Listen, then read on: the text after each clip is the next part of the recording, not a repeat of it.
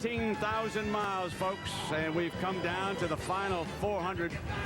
Each driver started the year at Daytona hoping to hoist that Nextel trophy, and now we have come down to the final two. 86 points separates teammates and good friends Jimmie Johnson and Jeff Gordon. But let's be honest, it is Jimmie Johnson's Nextel Cup to lose. In fact, the end of this season has been one of the greatest ever. He has won 4 consecutive NASCAR races in the thick of the chase, and he's going for number 5. Folks, he's starting to walk with the legends, but this is racing. Anything can happen. Let's take you back to last season now. Johnson came here with a 63-point lead. It took just 16 laps for trouble to hit. Red tape covered a hole in Johnson's grill after he run over some debris. Later, lug nut issues in the pits sent him toward the back of the field, but in the end, Johnson earned his title, but not without drama. We could have more here today, and Susie Culver, anything can happen. Tell us about the wild turn of events we've already witnessed here this weekend. It was Friday night, and it sure looked like Mike Skinner was the favorite to win the Craftsman Truck Series title. He came in with a 29-point lead and was in a familiar spot, leading when on lap 74, his left rear wheel flew off, temporarily knocking him out of the race and opening the door for Ron Hornaday. Hornaday won his first truck title since 1998. Skinner finished 35th out of 36 spots. That's an 83-point swing, and that's why we say it's not over till it's over. Welcome into the pit studio, Susie Culver, Rusty Wallace, Brad Daugherty. Jimmie Johnson has been talking all week about trying to keep that nervousness at bay. So here he is on Friday. He wins the pole. Check that one off. On Saturday, fastest and happy hour, so check that one off. But Rusty, 1989, you came into the last race with a 73-point lead. What was that like? It was the most nervous I've ever been in my entire life. I really was. I had a great qualifying run. I started 4th. The late Dale Sr. started 3rd. I'm racing him for the title. The car is flying. All of a sudden, the lug nuts come loose. I hit pit road, lose 2 laps. I go back in the racetrack. The lug nuts come loose again. I lose another lap. All of a sudden, I see the thing flying away. I asked my team, what have I got to do to get this thing back? He said, you're 21st. You need to finish 16th. I'm picking another one up. I'm picking another one up. I'm picking another one up. They hollered and radio said, you got it. But you know what? We only got it by 12 points. Yeah, you're celebrating there, but white knuckles. Oh, man, was I nervous. It was unbelievable. I can only imagine what Jimmie Johnson's going through right now. Well, Brad, you've spent time around Jimmie this weekend, so what are your impressions of how he's handling the pressure? Well, it's been very impressive from the standpoint he's been very honest about his emotions, the nervousness, and everything leading up to this week. He's tried to put it on the back burner. He's tried to distract himself. But he says, hey, every time that I think that I have something captured, whether it's been throughout my motorcycle career or whatever, it always comes back to bite me. So I'm preparing just like I'm going out to win this race. I'm going to drive as hard as I possibly can, but I'm going to drive within the limits of the race car. I will not overdrive the race car. But it's just been refreshingly honest. All right, so he's been smart. Here's what has to happen for Jimmie to lock it up. Number 1, if he finishes 18th or better, he wins the title no matter what Jeff Gordon does. Jimmie can finish 19th if he leads a lap, 21st if he leads the most laps. He also wins if Gordon finishes 15th or worse. And yesterday, Gordon said, I know last weekend I said it's over. That doesn't mean we're going to stop fighting. The pressure here is so monumental, and it's clear why. Now, we know Jimmie is going for 5 in a row, but nobody has ever finished the season by winning more than 2 in a row. So give us some historical perspective. If Jimmie Johnson can win this race today, it's very, very likely he's going to win this race today. And if we think about it, in 05, he probably should have won the championship that year. 52 points coming into here, and he had a blown tire. But it puts him in the rarefied air. And I'm talking about Richard Petty, Dale Earnhardt Sr., and also his boss, Jeff Gordon. It puts him in that same company as far as accomplishment. Brad, this guy can win the final race and make it 5 in a row, Susie, that's for sure. I mean, will he go that hard and try for it? We don't know yet. But, you know, this team has won 10 races this year. And to do that in this style of competition is just unheard of. It really is. Well, that's the key. What do you think the odds are? Because he and Chad Knaus have really gone for it in every one of these chase races, that they stick with the same driving style or change it up a little bit. I think he's got to change it up a little bit. I don't think he can be so aggressive and go for it right now. I mean, he just needs to drive this car smart, and he needs to pretend there's landmines all over the racetrack and avoid them all day long. If he hits one of them, he could lose this thing, and Jeff Gordon's going to win it. But he's got to be very careful. We'll hear from Jimmie Johnson down on the grid in just a little bit. And 4 hours from now, another Homestead Miami championship moment. Either Jimmie or Jeff will be crowned here. 2002, Tony Stewart led Mark Martin by 89 points entering the season finale. Martin finished 4th, Stewart 18th, but Smoke hung on to win his first title. Little drama in 2003. Matt Kenseth had mathematically clinched as he was officially declared the final champion of the Winston era at Homestead. In 2004, Kurt Busch won the first ever chase in the closest points finish in series history, just 8 points over Jimmie Johnson. In 05, Roush Racing had 5 drivers in the chase, but they couldn't keep Tony Stewart from winning his second championship in 4 years. And last year, it was Johnson who overcame a 156-point deficit in the final 6 races to capture his first championship. Now, somewhat overshadowed all the championship celebrations, Greg Biffle has won here at Homestead, Miami, the last 3 years in a row, and he is with Dave Burns. Yeah, Susie, that's the pre-Thanksgiving tradition everyone forgets about. Who cares who wins the championship? Greg Biffle wins Homestead. This weekend, you have the worst starting spot, however, in the last few years here. How do you come from the back here and keep the tradition alive? Well, definitely, you know, where we qualify doesn't reflect what kind of car we have. I got loose getting down in there turn 1, and, you know, we had a car that probably qualified in the top 15, so feel bad about that. You know, we just didn't have the setup, but the car's really fast. I think we can come from the back, you know, maybe 2-tire stop at the beginning of the race, get some track position, and, you know, it pays the money when the sun goes down and toward the end of the race, the track gets fast, and I think our car is set up for that. At least that's what I've done the last couple of years, so we'll see if it works out tonight. We'll look for the 16 at the end of the race. If he wins here, it'll be his 4th in a row. And Brent, no one's won 4 in a row at the same track since Jimmie Johnson. Yeah, exactly, Dave. And they're still ahead in this season of change. We'll add insight to the big challenges faced by Tony Stewart, Kyle Busch, and Dale Earnhardt Jr. as we head toward 2008. But before we do that, folks, let's put a bow and tie up 2007. 36 races, 9 months. It is the longest season of any professional sport in the United States. But you know, each weekend on the NASCAR circuit is so unique. Such drama, emotion, and you talk about amazing pictures.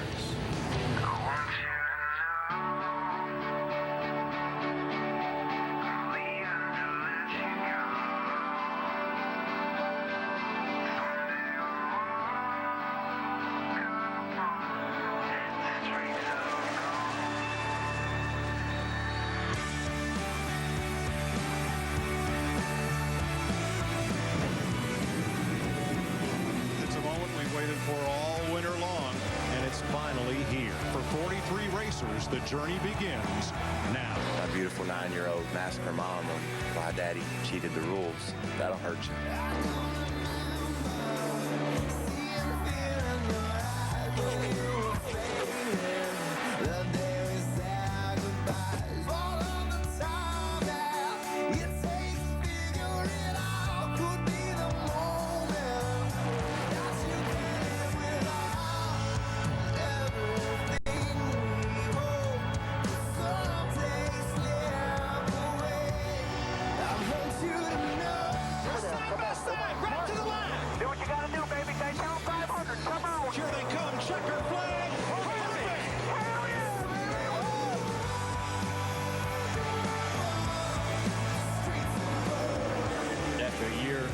Negotiations and intense effort, we decided that it was time for us to move on.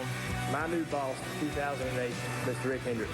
Casey Mears is going to win his first Nextel Cup race. Juan Pablo Montoya wins at Sonoma. Martin Truex wins the Autism Speaks 400. Got some sad news. Bill France Jr. has passed away. We remember the man who made NASCAR what it is today. I'm gonna find you again. I just don't know what we're going to do now that we don't have him. Love can die. But I know what he wants us to do, exactly what we're doing here today. I'm gonna do the checkers. Oh! Jamie McMurray has won the Pepsi 400. Come get you some.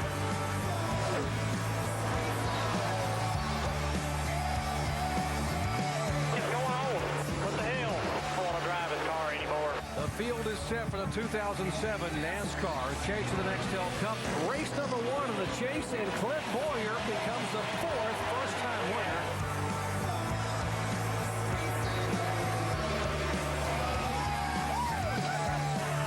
Jimmie Johnson wins Brooks once, twice, drag race. Jimmie Johnson, their 4th win of the season. His 5th win of the year. Win number 6 in 2007. You never see it go easy, brother. Victory lane for the 2nd time this season here at the Atlanta Motor Speedway. 9th win of the year. 4 in a row.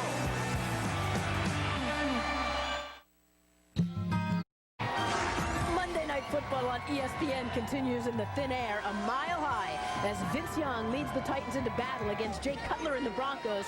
Both teams still in the hunt for division leads. Monday Night Football on ESPN, 8:30 p.m. Eastern Time. Push finale here last night, Ford 300. Richard Childress Racing took the owner's title as soon as the number 29 took green. Halfway through the race on pit row, take a look at this. A crew member from Kelly Byers narrowly misses getting hit by 2 cars. Look at this again. This is amazing that he jumps right between them. The final lap, Jeff Burton, the number 29, leading, and Burton holds off Mark Martin to win. And talk about ending on a high note. Burton's 5th Busch win of the season, the exclamation point for RCR. Also, the end for Anheuser-Busch, their 26-year sponsorship. Carl Edwards would finish in 4th. He is the Busch Series champ as he does the backflip and hoists the trophy.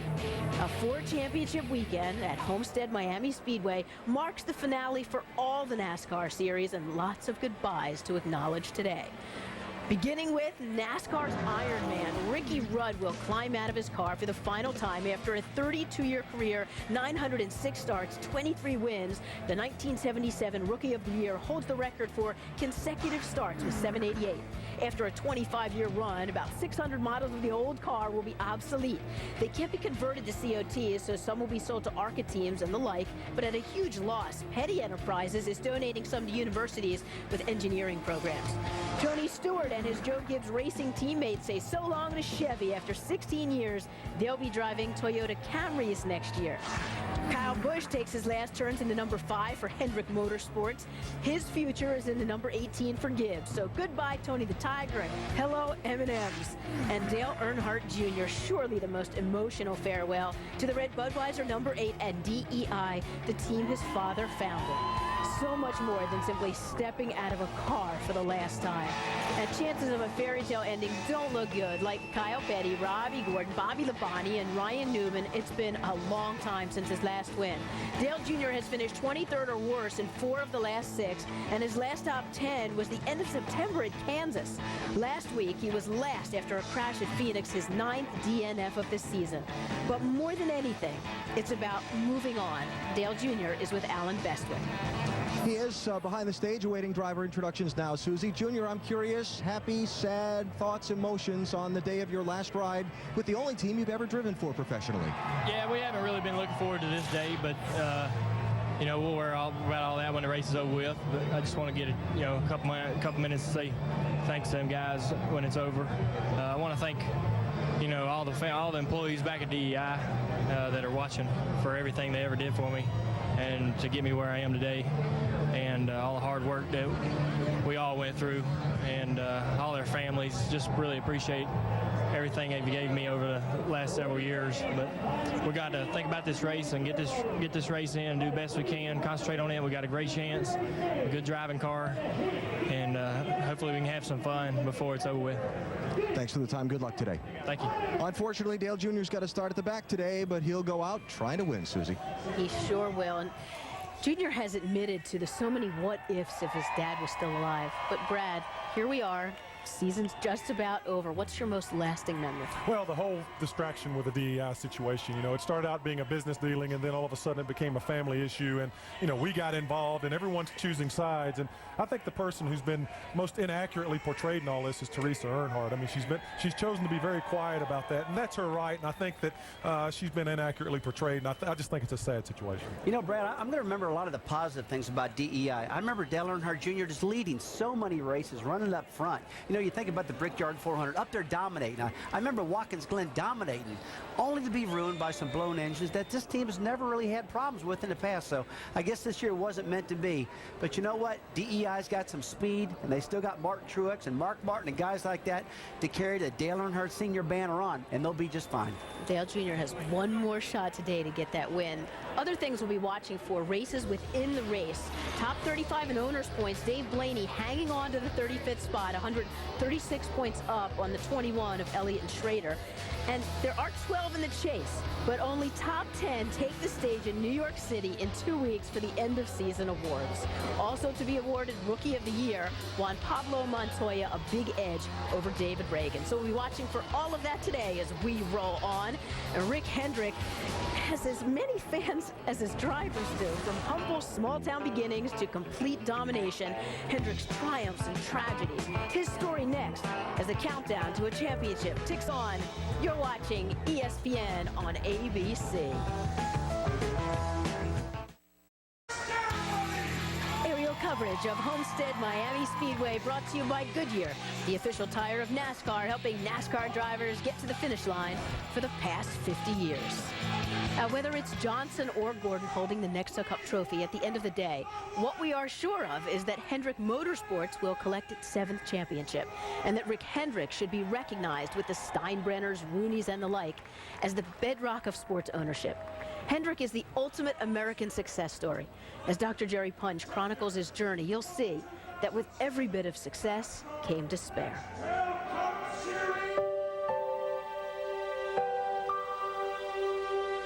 Rick Hendrick's philosophy is that 3 things are needed for success. You must show up on time, and show up with your game face on. Based on his life, there could be a 4th thing: show up even in the darkest of times. Everything that he's gone through in his adult life is just very dramatic and very traumatic. When he speaks, you listen, and the reason that you listen to him is because you know what he's gone through. All of his life experiences has got some reason behind it. Born Joseph Riddick Hendrick III, he grew up in the small town of Palmer Springs, Virginia. He was a multi-sport athlete who turned down a chance to play pro baseball. He was no stranger to success, whether it was building his fortune through selling cars or leading his drag boat racing team to 3 straight national championships. With the help of legendary crew chief Harry Hyde, Hendrick broke into the NASCAR Cup circuit in 1984. We didn't think we could make it through the year without a sponsor, and we won Martinsville, our 8th race, and Northwestern Security Life came on. And if that hadn't happened, there probably wouldn't be any Hendrick Motorsports, and we wouldn't be here today. In 1995, a little more than 12 years after entering NASCAR, Hendrick Motorsports won its first championship with a car driven by a fresh-faced kid named Jeff Gordon. The next year, another Hendrick driver, Terry Labonte, won the title. But news from a doctor shortly thereafter tempered the celebration. I was diagnosed with leukemia. You're in somewhat of shock. The last thing in the world you expect is for someone to tell you you have terminal cancer. I kept going by to see him one time, and I went in one day, and he had no color. And his face was drawn, and his hands, there was like the bones were showing through his hands. And I went outside, I started crying, because I thought that was the last time I was going to see him. When he was sick, he didn't talk about it a whole lot. Those that knew him well knew that he was going through a lot of pain and being ill, and it was a tough time, but he never showed it. As Hendrick battled leukemia, he was also entangled in a legal battle. In 1996, he was indicted on 15 federal charges for alleged bribes given to Honda officials for the acquisition of new car dealerships. He pleaded guilty to 1 count of mail fraud in 1997, served a year of home confinement, and was later pardoned by President Bill Clinton. On the track, his teams continued their winning ways, with Gordon adding back-to-back Cup titles in 1997 and 1998. And by 1999, Hendrick's cancer was in remission. In 2001, Hendrick watched his son Ricky emerge as a driver. never have I been as proud as I was that day when I saw him sitting up there behind the mic answering questions about being the youngest guy to ever win a truck race. As quickly as he burst on the scene, Ricky retired as a driver in 2002, choosing instead to focus on the family business. All of that changed, though, on October 24th, 2004.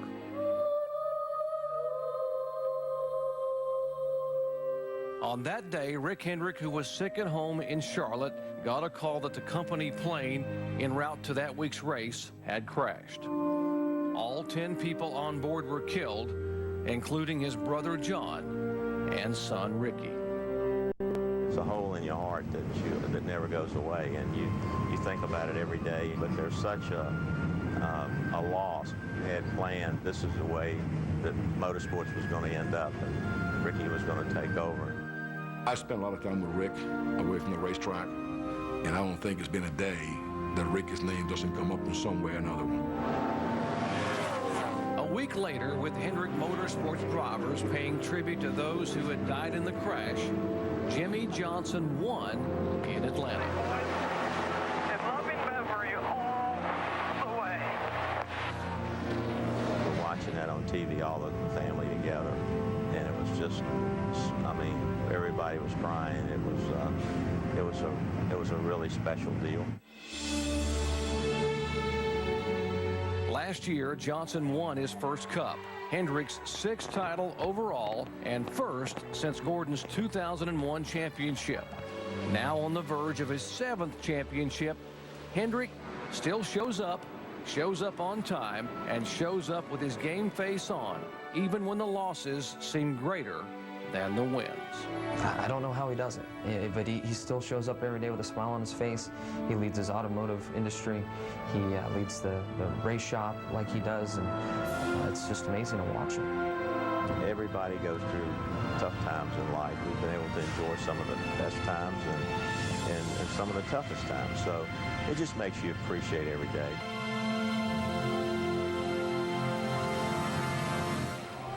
Just to hammer this home, in 1984, Rick Hendrick had no driver and no sponsor. Jeff Bodine jumped on board, but there were so many times earlier in that season, they were this close from never having Hendrick Motorsports. I'm wondering, Brad, how do you think he's changed the sport? Well, the big thing for Rick Hendrick, and single-handedly, especially through the 80s when the multi-car teams came along, he took a rural sport and globalized it. He brought in global entities to sponsor these race cars and got them involved, and it broadened the horizons of NASCAR. He has been a huge, huge force in creating an opportunity for these owners to make a living out of this business. And Brad, he's got such a solid personality. He's just such a wonderful man. All the employees that work in Hendrick Motorsports will tell you, gosh, we just love working for him. You know, if we ever have a problem, we can talk to Rick. And you know what, if we ever need something, Rick's going to get it for us. He wants to win. He wants to be a competitive fella. But above all, he's a genuine, nice guy. More than anything, Rick Hendrick has taught us all, it's about choosing the right people and then treating those people the right way. You've got one last race to call. Excited? One more, that's it. Really am. One more to go. Absolutely. You know, there are so many details to having a successful team. Picking the right crew chief, like a Chad Knaus, is so key to managing it. Our crew chief is Tim Brewer, and he's standing by at the Chevy Cutaway car in the Dish Tech Center with the major adjustments we'll be watching for today. As a crew chief, we build a lot of adjustability in our cars, so we can adjust spring rate during the race. We can actually change rubbers in the springs, putting them in, making them stiffer, removing them, soften them up. We can actually change the weight distribution in the car with the ratchet as far as loading and unloading the load on the springs.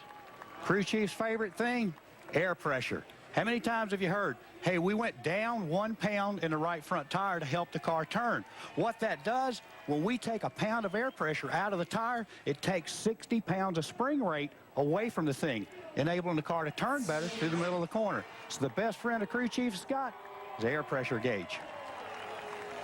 Cutaway Car is brought to you by Chevy, the most wins in NASCAR history, an American revolution. Jimmie Johnson and Jeff Gordon are ready to fight it out. Lennox Lewis knows they're both champs. Straight ahead, how can teammates have such differing results down the stretch? The tale of two teams and what makes them tick coming next. races continue here, and as we hear from the Navy rock band Pride out of Jacksonville a little bit, we want to remind you that tonight the biggest music stars on the planet come together. Live performances by Rascal Flatts, Maroon 5, Lenny Kravitz, Fergie, Rihanna, and more. And for the first time ever, your votes will decide who wins the American Music Awards live tonight, right after NASCAR on ABC. And for all those who want a close championship finale, don't give up hope. Jeff Gordon has outpointed Jimmie Johnson by more than 86 points in a single race 4 times this year. 2 of those races were NASCAR's 2 biggest, the Daytona 500 and the Brickyard 400 in Indianapolis. Both Gordon and Johnson haven't done it alone. They have 2 of the best crew chiefs in the entire business. Jeff Gordon takes the win at Talladega. Jimmie Johnson, 4 in a row. They have unbelievable talent. They apply a completely different way. It's hard to see from the outside, but Jeff is a very calculated driver. He's a little more emotional than Jimmie. Stop running into me. I won't have to run into him. Jimmie's actually helped me realize that the highs need to be extremely high, but the lows don't have to be as low. It's easy for a person to go out there and make a mistake and do something wrong and cause a top 5 to turn into a top 10 or a win to turn into a top 15. Jimmie's very good at brushing that stuff off and refocusing and looking towards the next week. I'm very fortunate to be with Jimmie. I know that 100%. When we first started this team, Jimmie was unheard of. I was unheard of. We really knew that coming into this was our opportunity to do something special. We've developed over the years a sense of trust for one another that's just, I think, is phenomenal. If he tells me something, I believe it, period. There's no second guessing, there's no doubt, and I really feel like it's the same with him. When you're winning, it's easy. You're like, absolutely, I believe you, anything you want. But when you struggle, when you get into some slumps, that's when the true challenge comes into play. We can take 4 tires, pull left side. What do you think? 4 tires are better than 2, that's for damn sure. Chad made a great pit decision, wins the race. I look at Chad as a mentor, especially like this championship race. He does a good job of telling me what he was thinking and how he went through it. Steve's been there since he was young. I think he was 14 years old when he started there, and he was working in the parts room and I was working in the body shop.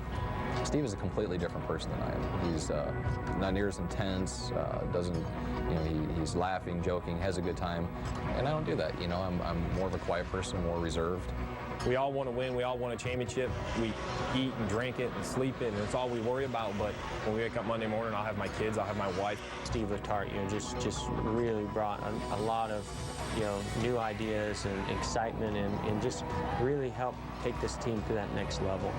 People don't realize that in 2005, we were a top 10 race team at best.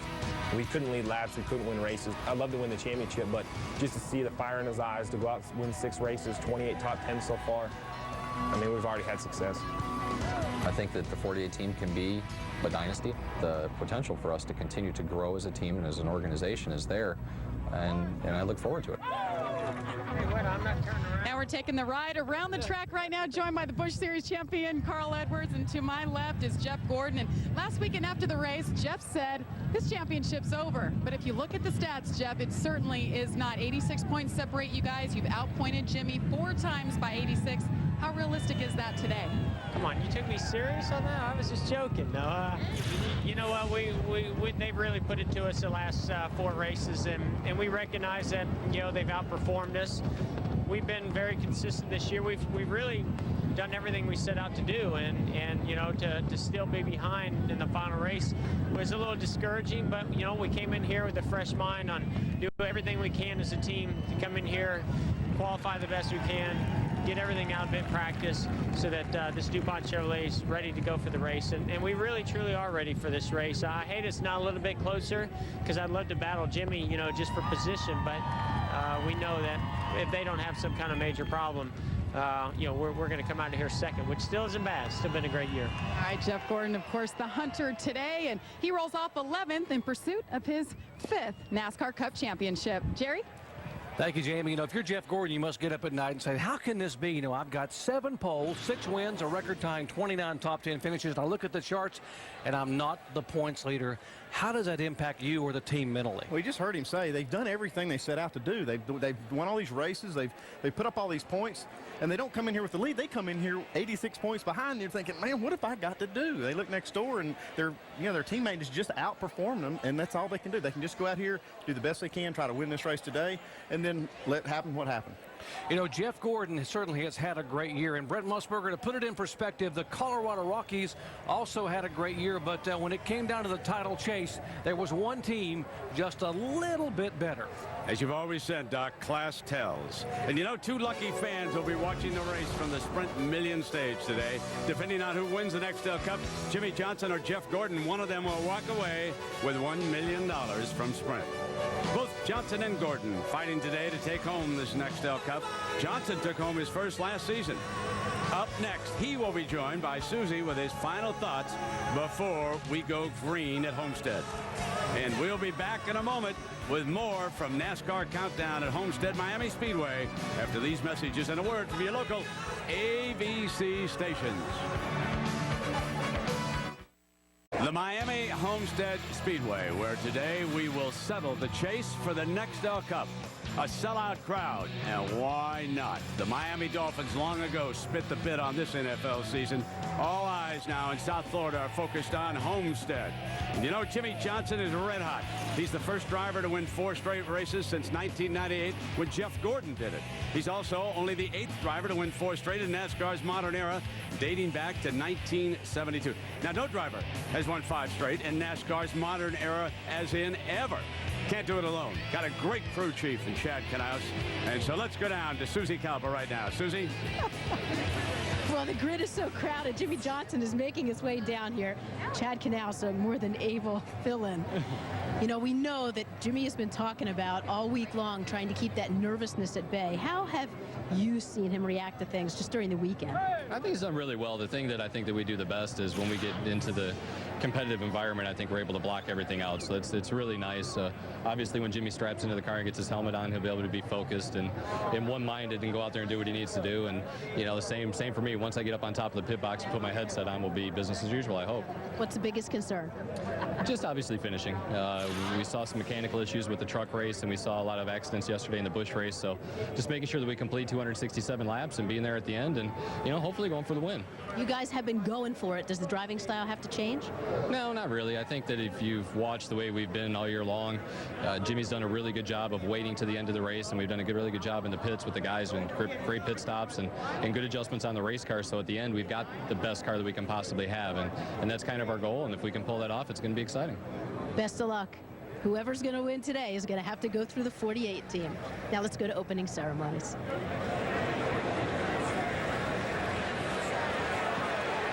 Race fans, ladies and gentlemen, will you please rise and remove your hats as the Homestead Air Reserve Base Honor Guard presents our nation's colors. And will you please welcome Miss Florida 2007, Kylie Williams, as she delivers today's invocation. Heavenly Father, we give thanks for such a glorious day to celebrate the NASCAR season finale. We pray for the safety of our drivers, their families, and the international and national fans that have come to support their champions. We also offer our thoughts and prayers for the family of former NASCAR chairman Bill Francis Jr. In closing, we would like that you would watch over our serving men and women as they defend our freedoms. It is in your precious and heavenly name we pray. Amen.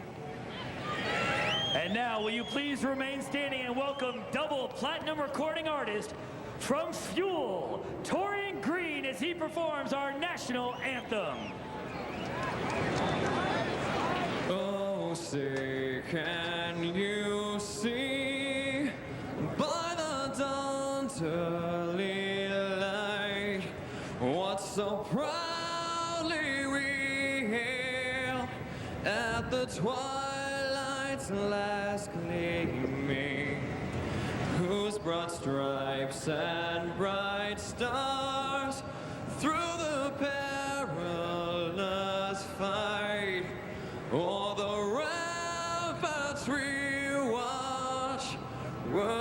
gallantly streaming, and the rocket's red glare, the bombs bursting in air, gave proof through the night that our flag was still there. Oh, say does that star-spangled banner yet wave? Oh, the land of the free and the home of the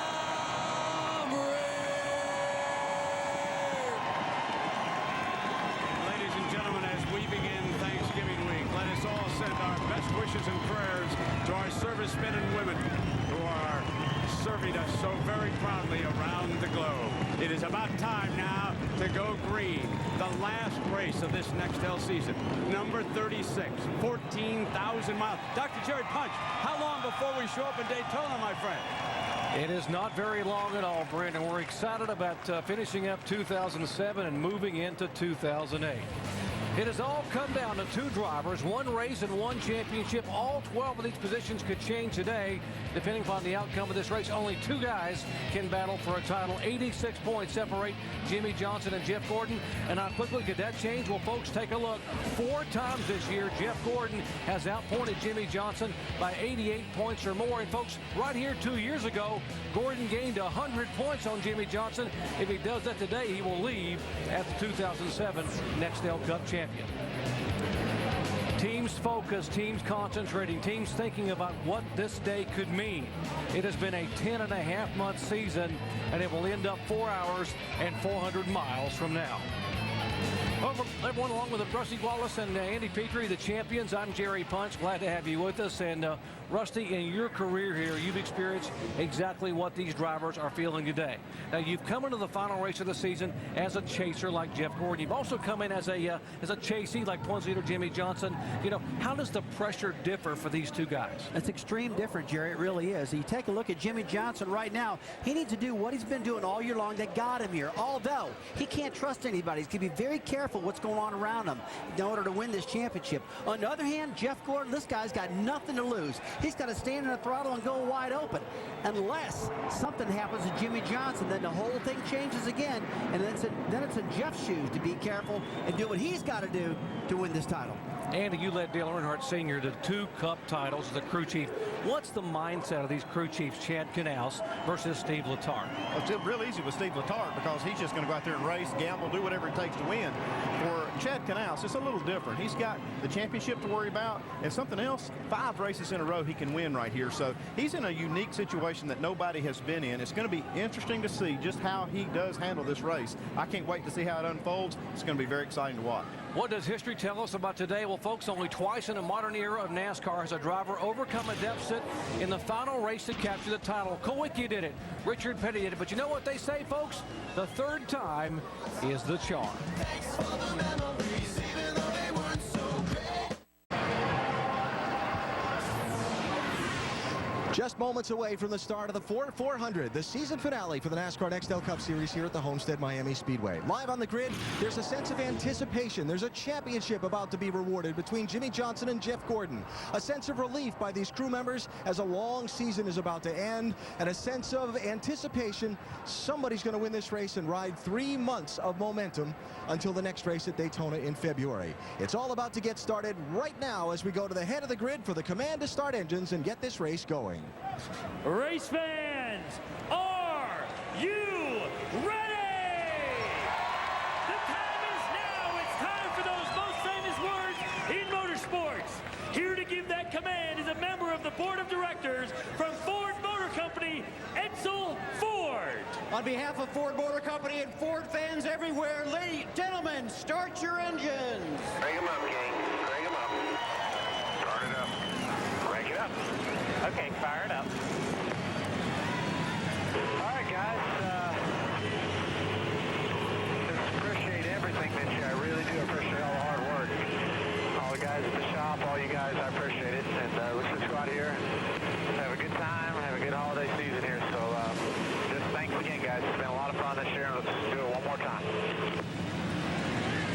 Three of NASCAR's finest are buckled up and ready. And folks, 400 miles from now, we are going to crown a Cup Series champion.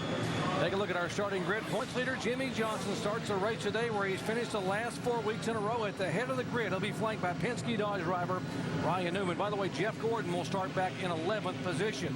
Now, while you watch to see where your favorite driver will start, let's visit with our in-race reporter. We're going to finish the year right the way we began the year, visiting with the driver of the Office Depot Ford, Carl Edwards, who starts 10th today. Hey, Carl Edwards, Rusty Wallace, ESPN, you got us? Rusty, I got you. Just talked to your brother Mike. Hey, buddy. Hey, Carl, you had the chance to race last night in the Busch race, and you ran great. You finished 4th. Hey, what you learned that's going to help you here tonight?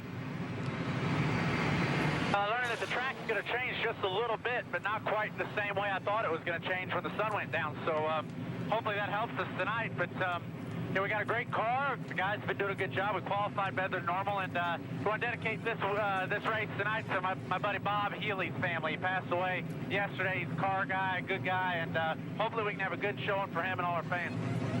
Hey, Carl, last night we watched the leader of the race last night spin on that narrow pit road coming to the pits. I mean, has that area got you concerned? Yeah, you're right, man. I didn't have to make a green flag pit stop. I watched Kevin Harvick go down there and just get all over the brakes. I saw, David Reagan lost it coming on the pit road, just doing everything he could. It's a tough pit road, so I'm going to be real cautious, especially if this car is real good. That's a bad place to make up time, the way it looks. All right, buddy, man. You have a great race. We'll talk to you later on. All right, cool, Rusty. Nice talking to you. Talk to you later. Well, the man who has led Carl Edwards to 3 wins on the season this year, his crew chief, Bob Osborne. Let's visit with Bob. Hey, Bob Osborne. Andy Petrie up here in the booth. You got a copy? Sir, Andy, how are you? Hey, I'm doing great, Bob. Hey, this track's going to cool down a lot tonight as the sun goes down. How do you expect that to affect the balance of the cars? Well, I expect the track to free up a little bit. We'll see how that goes. So you're saying the track's going to loosen up as we go? Yeah, I sure hope it does for how we're set up right now. Well, that's not the way I thought it would go. I thought it might tighten up, but that's another angle we'll be looking for, and we appreciate you talking to us, Bob. Have a good race. Sure, thank you. Carl Edwards has started 3 times at Homestead Miami Speedway, and he has 2 top 10 finishes, but has yet to go to victory lane. We'd like to change that here today. Back after these messages and a word from our ABC stations.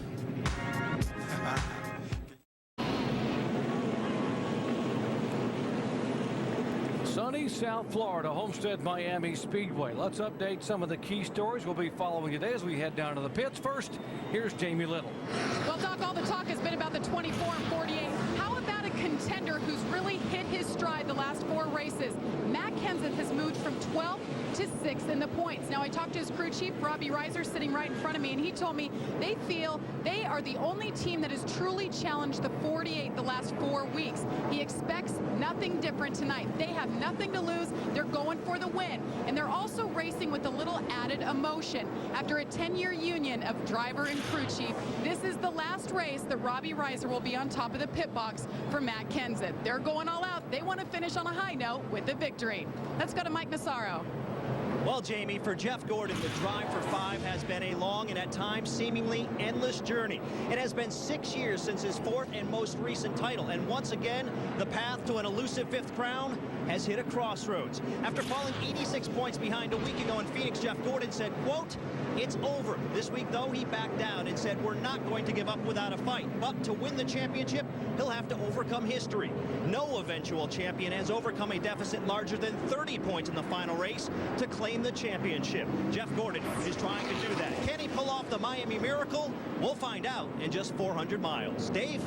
Mike, this is Jimmie Johnson's pit box at the head of pit road. Today, it can accurately be called the nerve center of the 48 team. Here the data is stored that's been collected over years of racing and the 2007 season that's made this 48 team so successful. Strategists and engineers have put that information together and will try to apply it tonight to the 48 car with the help of their driver.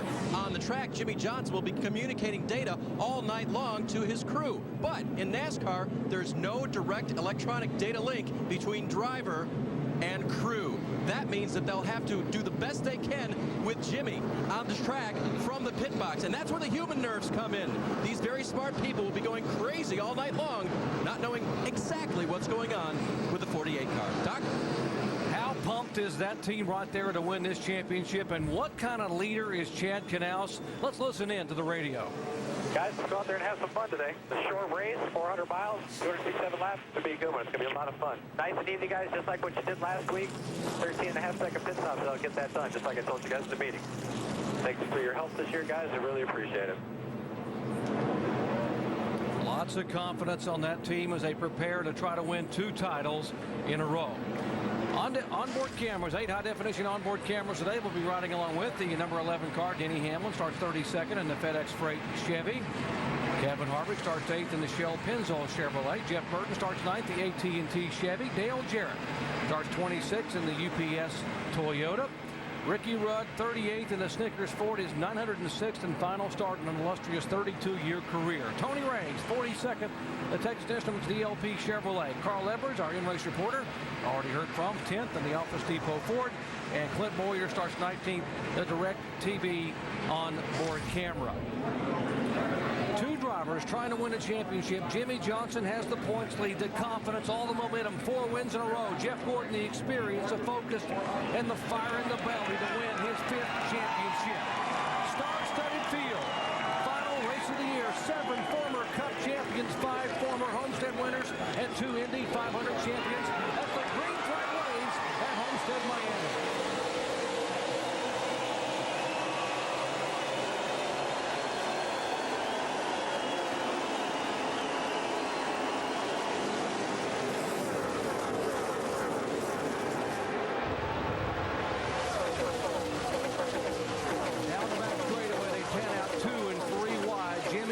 The points leader, he is the hunted. And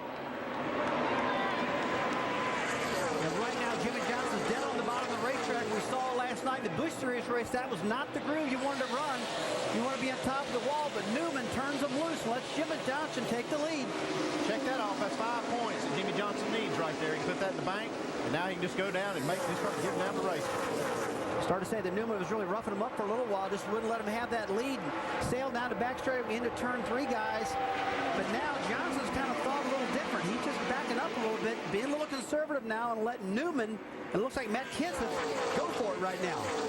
It looks just like Jimmie Johnson just backed off the throttle and said, okay, I got this 5 points. I'm just going to sit here and be not so much conservative, but I'm not going to be as aggressive early.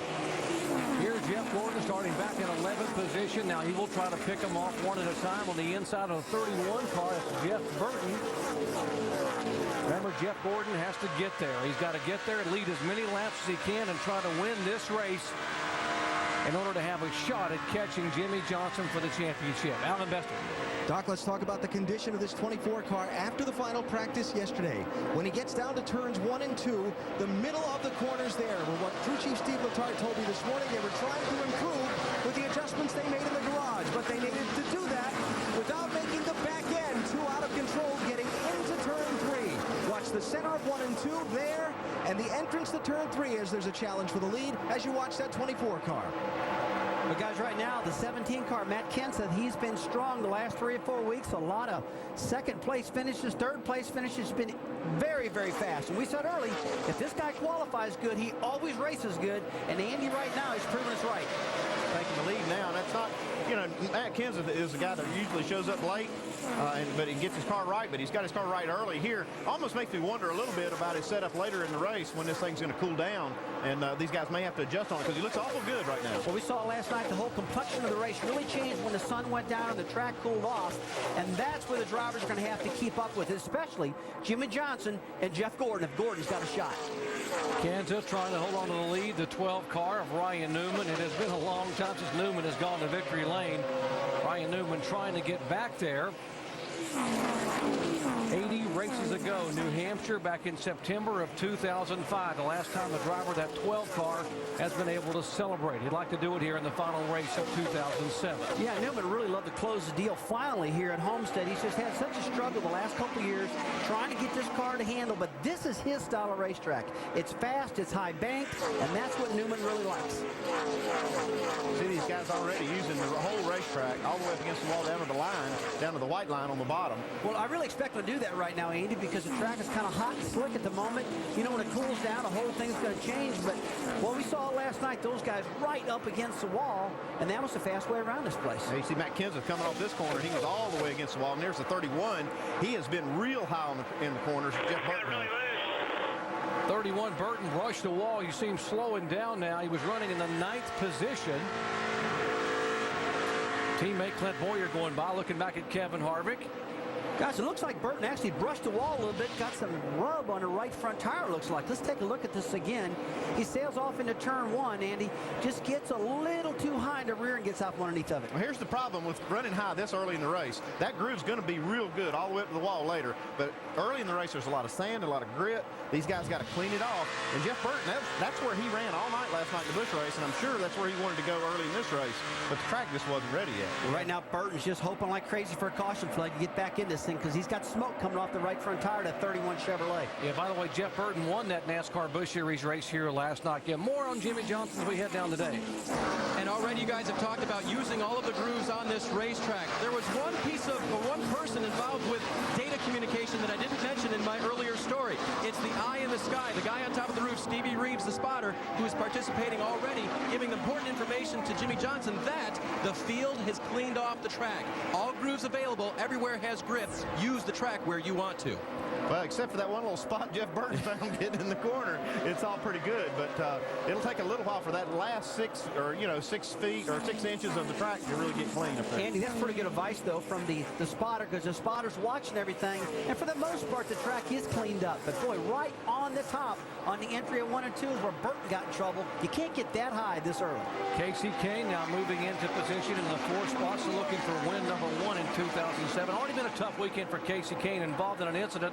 Investigations ongoing between Casey and an unidentified security guard here at the Speedway on Friday. And a spokesman for Kane said he was headed back to the motorhome lot with his fire suit on, and a guard stopped him. There was a concern over a credential for his brother, and the security guard ended up, I guess they bumped each other, went to the ground, and it's an ongoing investigation. NASCAR also, by the way, looking into this incident that took place on Friday here at Homestead, Miami.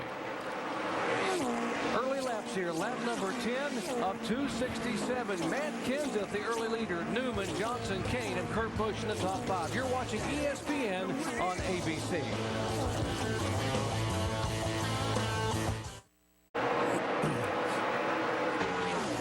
Welcome back to the Ford 400 NASCAR Nextel Cup Series season finale. Homestead Miami Speedway. 6th consecutive year NASCAR has come here to crown a champion at the finish line of this 400-mile event.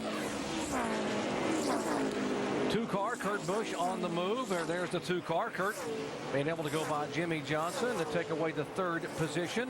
Matt Kenseth still the leader. Ryan Newman, his Penske teammate, in 2nd spot. The next one to get to that 48 is going to be the 24. Watching his lap times are pretty quick, too. Just about as quick, if not quicker, than Kurt Busch. So he's on the move also. Yeah, you can tell Jeff Ward's on it right now. He's been running the bottom of the racetrack, a pretty unusual line for the most part. But Jimmie Johnson chasing Kurt Busch right now. Notice he's a little more conservative. Take a look at the 31, guys. He bumped the wall early, and now the right front tires went down on it. There it goes. He's just got to watch the entry of pit road now. We watched David Reagan spin out there last night in the Busch Series race. It's very narrow pit road. You never want to have this kind of trouble, but if you're going to have it, this is the time. Have it early where you can make all this time back up. And Burton's done a good job getting his car on pit road. If he goes a little faster, he's going to blow the right front fender off with the tire coming apart. Tony Stewart sawing that wheel. Jamie Little. And Jeff Burton in his pit box, of course, guys, you saw him get a little high. He said his right front went down. They had a little bit of fender damage. So Jeff Burton came in and said, it's definitely the right front, guys. Fix it. Pull that fender out. You see him doing it there on the left-hand side. Very costly for Jeff Burton, guys.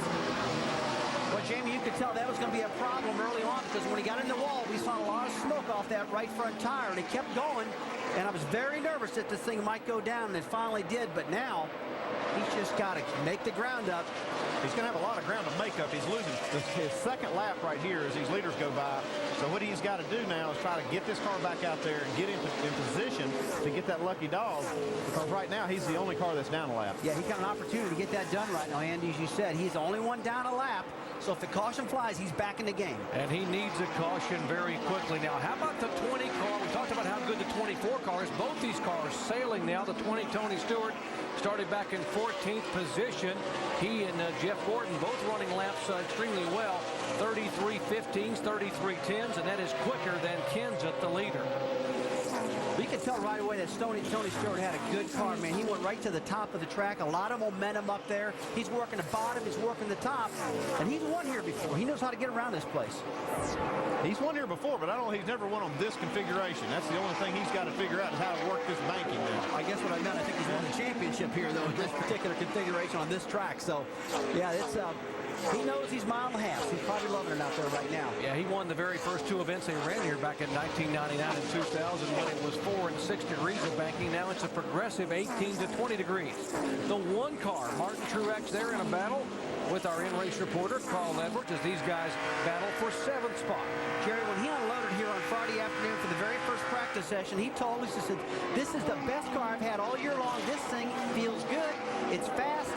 And right now, we just got to see if it's going to stay that way because he has not yet been able to practice this car at night yet. Dave? And guys, right now, as we're getting a report, maybe there's something going on with the 24. The one car had a scare yesterday in final practice. He had just told his crew chief, Bono Mannion, that the top line was running great for him. And on the final lap of final practice, he scraped the wall right in there somewhere between turns 1 and 2. They repaired the whole right side of that car and got it back together. But Bono said, we think we'll have a pretty good race car, but that was close. Man, take a look at the 2-car per Kurt Busch and the 12-car Ryan Newman. The teammates, they're actually running down Matt Kenseth just a little bit right now. And these guys want to end the year on a high note. Kurt Busch has already won this year. But Newman, he's on a dry spell.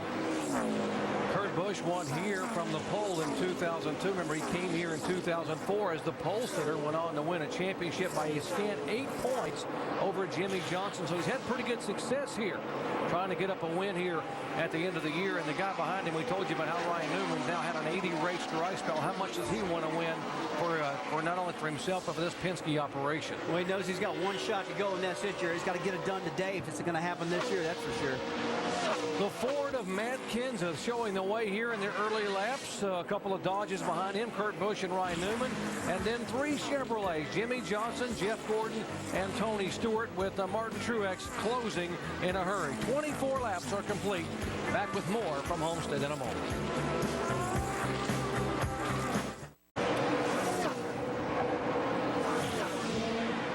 Broadcast is available in Spanish by activating your SAP button presented by ESPN Deportes. Early laps, Homestead Miami Speedway. Matt Kenseth the leader, Kurt Busch in 2nd spot.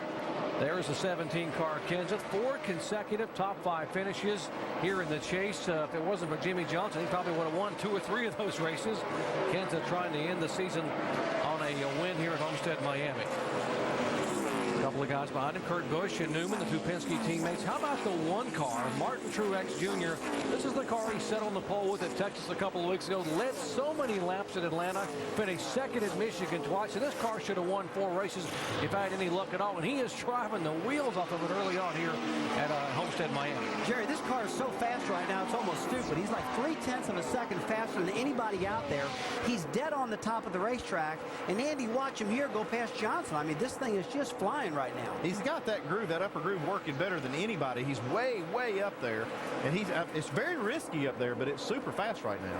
I mean, he's got 236 laps to go, and he's on the wall every single lap. I mean, to me, it doesn't give you any room for error. He's already hit the wall in practice. They had to, down there this morning, we just heard him talking about it. The whole right side was beat up. They had to re-decal it, fix all the fenders, and I'm going to predict that he's going to hit it again before the day's over, as close as he's running to that wall. How big would this be, though, for DEI? Everyone's talking about Dale Earnhardt Jr. leaving after this race and going away to Hendrick Motorsports. But in terms of momentum internally for Dale Earnhardt Incorporated, the organization, if they can get a win here with Truex or even the 8 car. It will be huge for these guys to win, especially if the 1 car was to win, because he's going to be the leader. He's going to take over the leadership role of that team. And for him to go out of here with a win would be huge. Although this car right here, Dale Earnhardt Jr., he needs a win bad. Started all the way at the back of the pack. They had a transmission change, and they had to go to the rear of the field. He has now clicked off, 21 positions. Earnhardt Jr. all the way up to 20th spot. Dave. And Doc, here's why they changed their transmission, why it broke. It's crazy. He's had such a bad year that his garage selection this weekend was all the way down towards turn 4. The car's garage area has to make a hard U-turn to get into his garage stall. You can't do it. Junior had to back up, go forward, back up, go forward. People were getting clogged up behind him. He had to hurry. Eventually, using reverse all that much in practice, it wore out. That's why they had to change the transmission, and by NASCAR rules, they had to start at the rear. Well, you talk about DEI. I mean, I just got to believe this team is going to be so strong next year with Mark Martin and all the drivers they got driving that car. And Truex, guys, week after week has been so strong in that one car. Let me tell you what, DEI Racing is not in trouble at all. Making a lot of horsepower, they'll fix their problem, and they'll be just as good as ever. They indeed will be. And how about the guy right behind Earnhardt Jr.? That is Greg Biffle, and they can rename this race the Greg Biffle Invitational. He has won it the last 3 consecutive years. Here goes Truex. He's going to get another spot. This is going to be for second spot or third spot.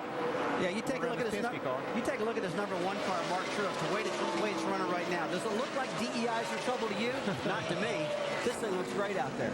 Not at all. And remember, now Mark Martin will share that 8 car next year for DEI with the U.S. Army cars on it. He and Eric Almirola will split that car, so they're going to be awfully stout in 2008. I'll tell you what, if he stays running so high and gets in that wall, he's going to be in trouble. I wish he'd give that wall just a little bit of a breathing room, Andy. This last time by, about 6 inches off the wall. What about our championship teammates and contenders? Jimmie Johnson, Jeff Gordon. They are running 5th and 6th in that order. There's Jimmie Johnson.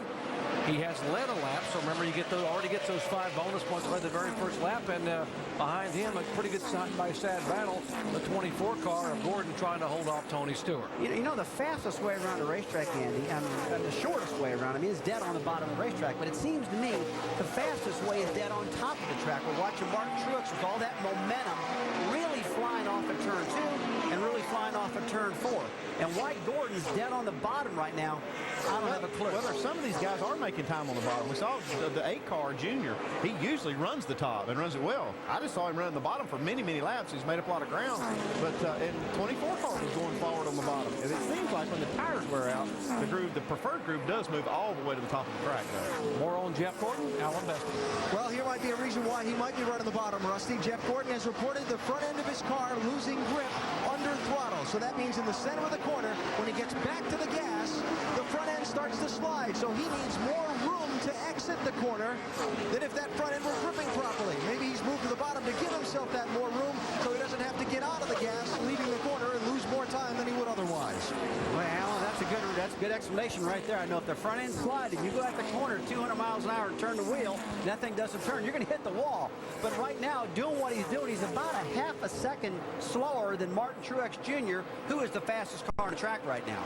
Jeff Gordon needs room to slide and room to race here, trying to get a championship, trying to reel in his teammate, Jimmie Johnson. Back after these messages and a word from our ABC station.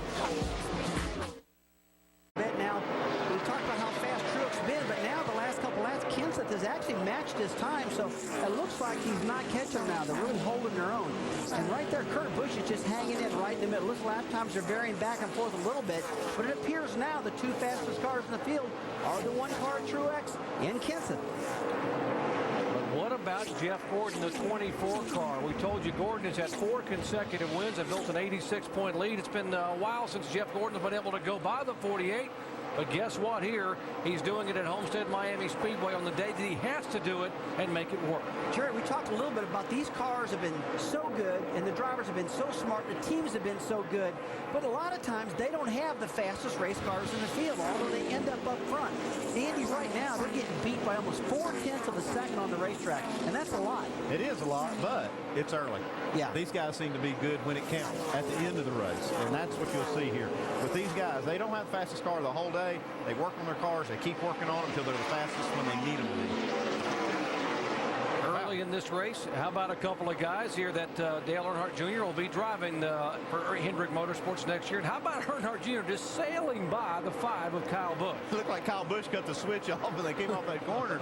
That's just a real illustration of how that momentum works here. Junior was running that bottom line earlier. Now he's got that thing all the way against the wall. And boy, you see that back of that car just kind of jumping around. I mean, him and Mark Truex are doing exactly the same thing. Same type of chassis, dead on top. Check out our sprint speed lap here. Dale Earnhardt Jr. sprinting toward the front. Remember, folks, he started back in 41st position.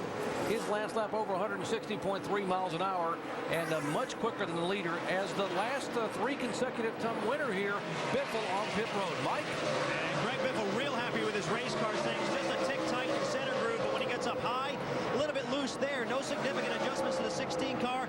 4 tires and fuel. Jamie?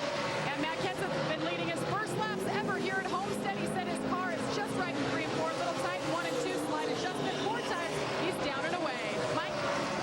Carl Edwards has been adjusting his brake bias throughout the course of this first run. Still very happy with his race car. They'll make an air pressure adjustment. Also raise the track bar because he feels it's a little bit tight in turns 1 and 2 and has no grip in turns 3 and 4. They're down and away after a 4-tire change.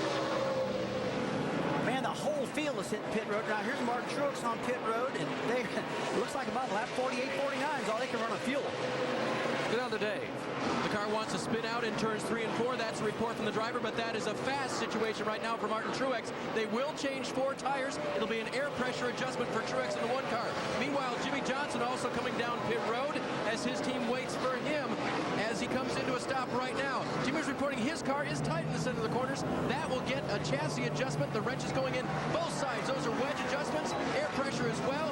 Jack Canals telling his driver, we'll try to free you up a little bit, buddy. Tires going on the left-hand side, and now he leaves pit road. Alan. And you see Kurt Busch on the left-hand screen pitting from 2nd place, where he's running before the round of pit stops started. Trouble in turn 2.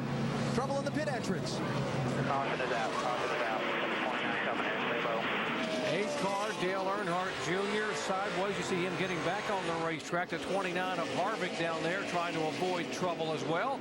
And caution comes out as you see Jeff Gordon in the pits for his first stop of the day. Left side tires, Steve Letarte and crew are going to get 4 tires on. You hear most of these guys complaining that the cars being tight. All clear, 42 to the cone, 42 to the cone.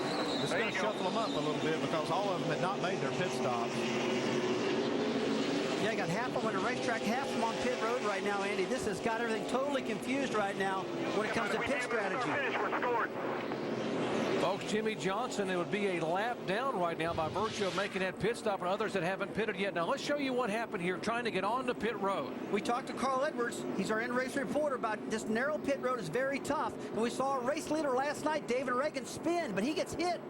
He's out in the dirt. He's trying to get back in. Massive melee at the entry of pit road here at Homestead. That was Kyle Busch in the 5 car that got into the 8 car of Earnhardt Jr. You saw Patrick Carpentier was there as well in the 10. There's the damage on the left rear of the 8 car.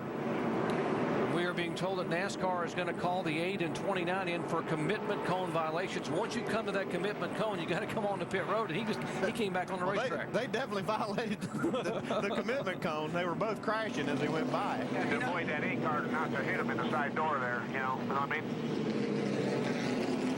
Okay, you got these leaders right here.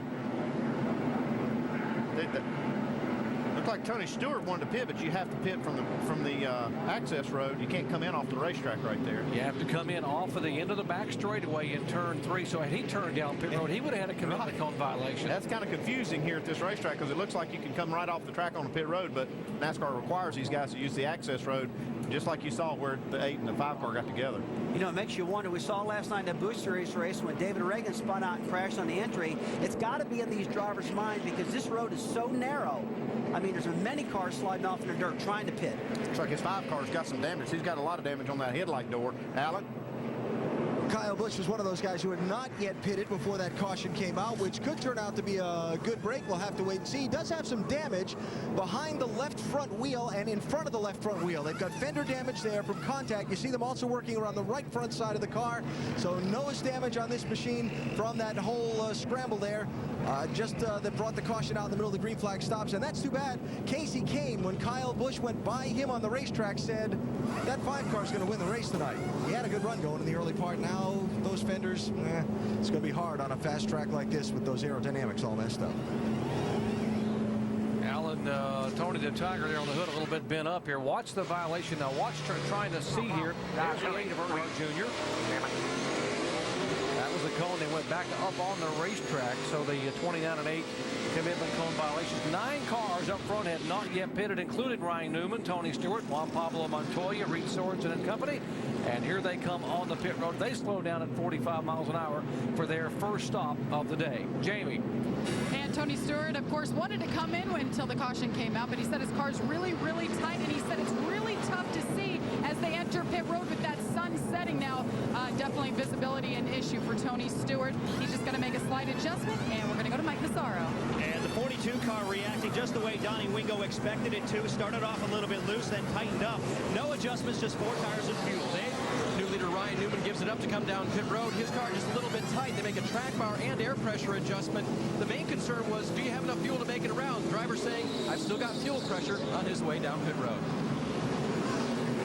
Good pit stop on Ryan Newman's group as he will come back out off of pit road as leader. Juan Pablo Montoya has had a good car all weekend here. Chip Ganassi, Felix Cervantes excited about what Juan Pablo could do with this race a year ago that he made his very first Cup Series start. And of course, Clint Boyer up a couple of spots. Under caution for the first time today, back with the restart at Homestead, Miami in a moment. By Vizio, we start in the National Football League. A pair of 6-3 teams beating up the Giants and the Lions, and the Giants take it by the final of 16-10. Brandon Jacobs scored on this play, but left the game later with a hamstring injury and did not return. ESPN's Chris Mortensen is reporting the Raiders have circled December 2nd for their game against the Broncos as the likely debut for #1 pick Jamarcus Russell. He has not been active for any of Oakland's game after a long holdout. And the MLS Cup final is over in a rematch of last year's final. New England again loses to Houston, this time on this Dwayne De Rosario header. They take it 2-1, first repeat champions since Washington 10 years ago. SportsCenter comes your way 7 Eastern on ESPN. They'll have the newest BCS standings, guys.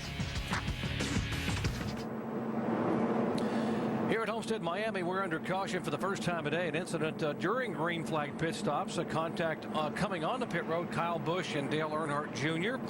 And that resulted in a commitment cone violation for Earnhardt Jr. and Kevin Harvick, who had to go back up on the racetrack. They have cycled through the pits, but we're not without incident. These pit stops certainly can create problems when you're in a hurry. There's the 41 car, Reed Sorensen. Now, his pit stop was a bit of an adventure. Take a look. Middle of the screen, see the left side of his car. Watch the jack just come shooting out of the left side of the 41 car. Oh, man, that was unbelievable. I mean, that jack was going at such a quick speed. I mean, that could have got one of the crew members. So watch this one more time, guys. This jack just spits out. Whoa! And barely misses the crew guy. I mean, that could have hurt. Yeah, those jacks are light to carry, but more when you start pushing through the air like that. And they're made out of aluminum, and they're much lighter than a steel jack, but still they're very heavy. Very heavy. After the cycling through of pit stops, the 17 is back as the leader. The 24 car and 48 are both on the lead lap. Let's go down to the Jeff Gordon pits and Allen. Yeah, they're on the tail end of the lead lap. The leader is behind them on the racetrack because the way the pit rules work. Anytime a yellow comes out in the middle of green flag pit stops, it's confusing, especially for the guy in the cockpit. Where were you on the relative to the start-finish when they called for the yellow? That's the 25 pits when they called the yellow. That's 4 stalls past start-finish line. Yeah, what they're doing is they're checking all the tapes, buddy. I think we beat the leader to the outline, and the only reason we lost the lap is because we were on the access road. After you get that all figured out, if they still are going to screw us on this deal, then we're going to figure out where we line up, which they got a big mess there. Well, NASCAR scores the race using electronic loops under the racetrack all around it. They use that electronic scoring to determine where the caution came out, where the pace car goes. That's how these guys are on the tail end of the lead lap, essentially a mile and a half behind the race leader. Thanks, Alan. For more information on crew communications, log on to ESPN.com. Search word communications. Pace car pulling away, and the leader is in the middle of that pack. That is Matt Kenseth. And these cars in front of him are on the tail end of the lead lap in front of him. And they're going to have to hustle to stay there. Green flag waits again here. Lap 57. Well, Earnhardt Jr. spins around and gets a tap again, and he's in the wall here in the front straightaway. Jeff Burton got into the back of this 8 car. I don't know what happened, whether maybe Junior didn't get going good enough, but definitely racing contact between the 31 and the 8. This is unbelievable. A lot of people predicted that Dale Earnhardt Jr. could win this race, and now it's over. A lot of cars are going to get their lap back here because of the way they restarted this race. That will cycle all the guys that were in front of the leader back around behind the leaders, and that will help tremendously. You watch how this field divides now over as you see Earnhardt Jr., the damaged car moving away, and there's the leader, and all the cars in front of him now are going to pull away. There's the opening because the pace car will be able to come out and pick up the leader. Almost half the field is going to be able to go around now. See the pace car sitting there waiting on the bottom of the racetrack. These will go by, then he will pull up there. That is Brett Bodine who drives the pace car. He'll pull up in front of the 17. That's the leader right there. So he's going to pull up there, and the rest of these guys are going to be able to. Guys, this is a big break for a lot of people, that's for sure. But for Dale Earnhardt Jr., the last race with DEI, not the way he wanted this thing to end up. I cannot believe this is happening. Started all the way at the back of the pack by virtue of a transmission change. Had driven the car up into the top 15. Here's the restart. It looked like maybe Dale Jr. had to back off for the guy in front of him. Maybe like a accordion effect right there. Well, right now, guys, take a look at the sun. The sunlight is really hurting a lot of these drivers on the restart. We saw last night. It took it for a while for that sun to go away. But until then, this is really tough running.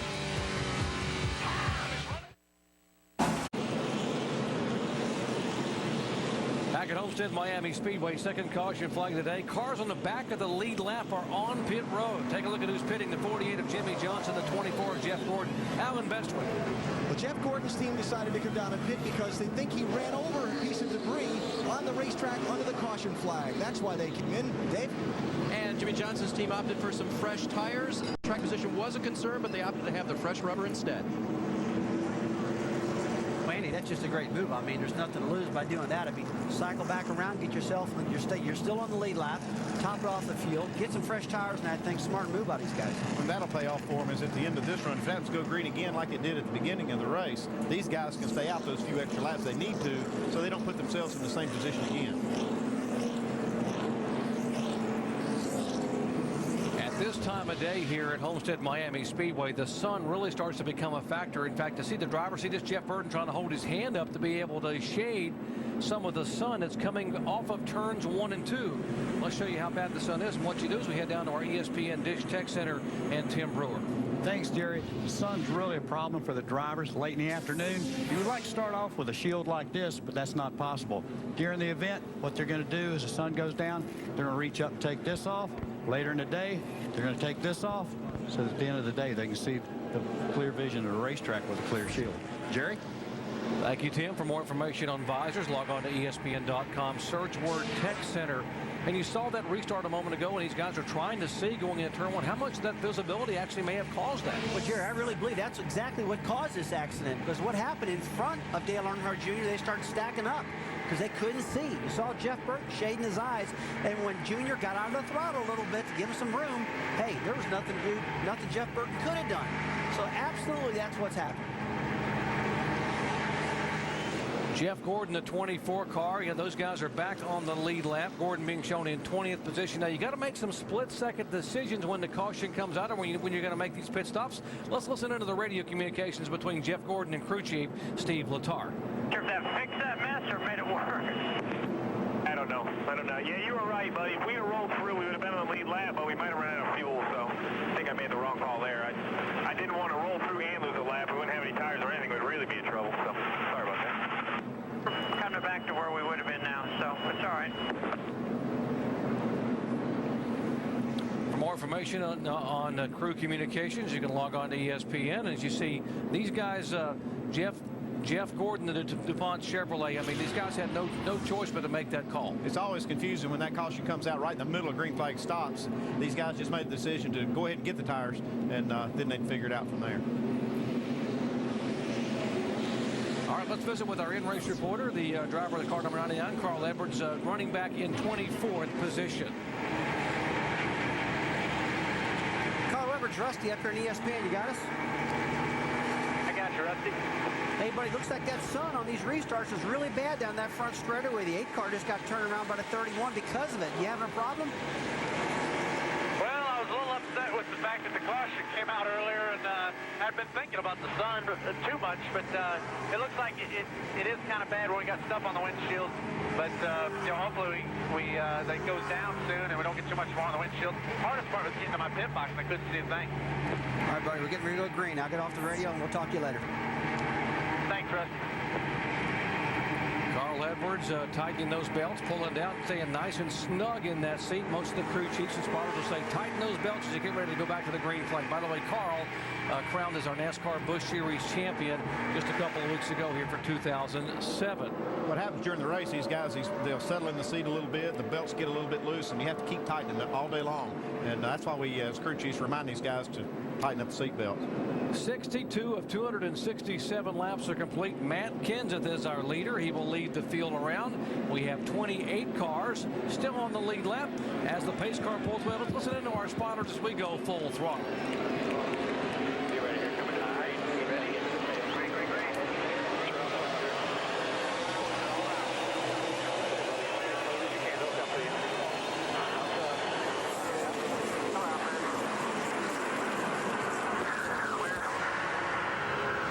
Sign out your door. Looking low, yeah. Clear low. Inside.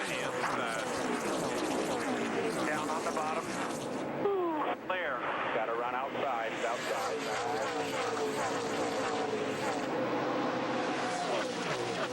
One by one. Do it fine.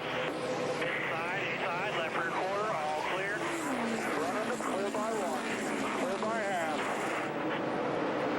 Kurt Busch able to make the move by Matt Kenseth to retake the lead. Busch, one of 5 different leaders we've had here in the first 64 laps. He has now led a total of 3 laps. Well, Jerry, I tell you what, Jeff Gordon almost had a close call getting into turn 3. They were stacking up in that restart, and right now they're still all stacked up, Andy. But boy, a little while ago it was very, very close. I don't think Gordon's too much worried about this. He's just going to fight his way through it. But the 48 car is behind these guys. He can get caught up in a mess right here. This was a hornet's nest for a little bit. Well, it looks like the 10 car, Patrick Carpentier, is having a lot of problems. Just couldn't get that thing going. And boy, they just really stacked up. The 48 to the inside, the 24 Jeff Gordon outside. And Patrick Carpentier still having problems out there. 24 car now trying to move on the inside of Paul Menard. Here comes the 48 of Johnson. There's the 16 of Biffle, who's won the last 3 in a row. Now Johnson looking a little racy in that middle groove. This is the point of the race where Johnson's got to be careful. I talked in the countdown show about landmines. He's got to really think that there's landmines all over this track and avoid everything. He gets in his gaggle of cars, and this is where the problem can happen. It's a pretty smart team, though. We all know that. Just got to be careful. Well, he's got a fast race car right here. I mean, how conservative can you afford to be? If you try to just say, okay, I'm going to pick my way by slowly, you might get in one of these wrecks. I mean, if you got a fast car, do you just go ahead and push it hard? Do you get past all these guys? Well, Andy, right now, he's dead on a bumper. The 24 cars, there's not much real estate to get around him in right now. So, I mean, he's got to be careful when the 15 cars behind him. Now he's approaching the 66 car. He's just got to negotiate himself through all these problems. And this is the point of the race where you can have a problem if you don't exercise extreme patience. This is 18th, 19th, and 20th. This is the 20th place car. Carl Edwards, you're riding wrong left here. As these guys are just about a half a straightaway behind the leaders. Now we're about an hour away for the sunset here in Miami Homestead Speedway. Down here, it's really going to change a lot. And right now, it's still sunny. The track is still slick. We got problem with a lot of glare in the front straightaway you see here, and the drivers are negotiating that right now. Look when that sun goes away, boy, they get good visibility, but that front straightaway is tough.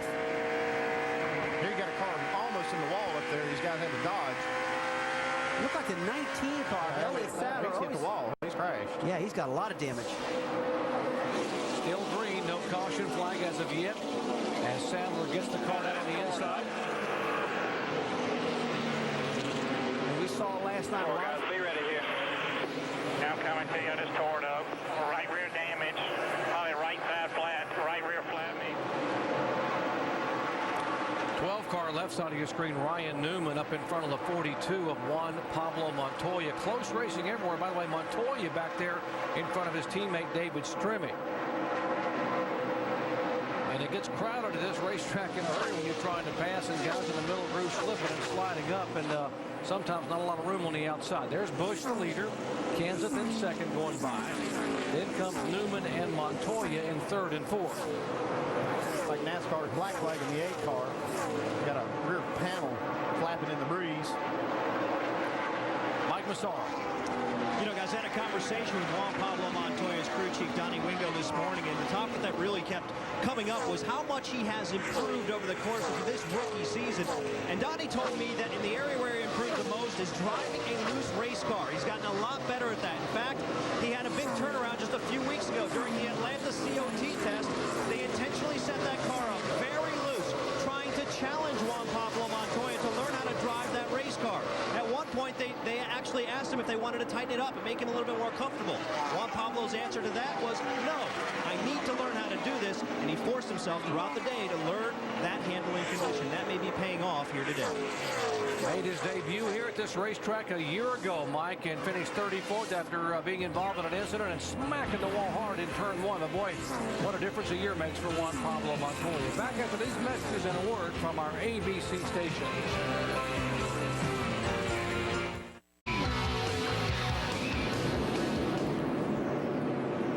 Sun setting here in South Florida at Homestead Miami Speedway. We are under caution for the third time today. That's the car number there, 15 of Paul Menard, the rookie driver, spinning it around as they have brought the car on the pit road to try to bend some of that sheet metal away. And let's take a look and see the view that Ricky Rudd had of what happened to Menard. Boy, Andy, it looks like that top groove. He just got a little too high, got out from underneath him. I didn't see anybody touch him. Just flat spun that car out. That thing just snapped around on Paul. Bangs the left side into the wall pretty good. They're going to have to fix some of that damage. Probably have some suspension damage. Here comes the leaders. Here they will come down 45 miles an hour. Second major pit stop of the day. Jeff Gordon's bunch is there. Jimmie Johnson's bunch are ready. We head down to pit road and Jamie Little.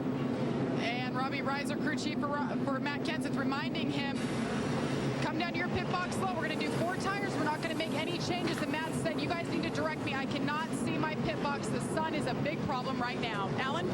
And Jeff Gordon, center box left screen, is pitting. He says that the car is better on the entry to the corner, but still the nose sliding a little too much off the corner. So they're going to try and make an adjustment here. It'll be a 4-tire change for the 24 car.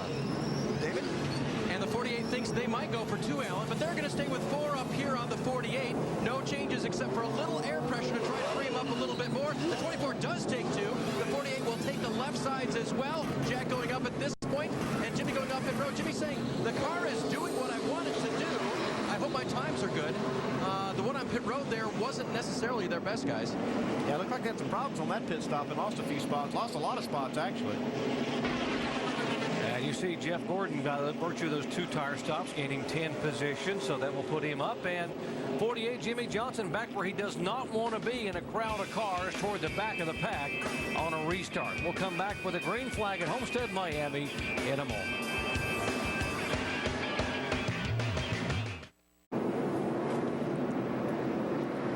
Final race in the chase in 187 laps. The Nextel Cup champ will be crowned. Story in the FedEx race rundown. Points leader Jimmie Johnson started the day on the pole on the first lap, picked up 5 bonus points, and now all he has to do is finish 19th to win it all. And the battle we're keeping an eye on, Jeff Gordon with an early pass on Johnson. Jeff Gordon marching towards the front. Jimmie Johnson did what he just had to do early, getting those 5 bonus points. Now he's just out trying to maintain position.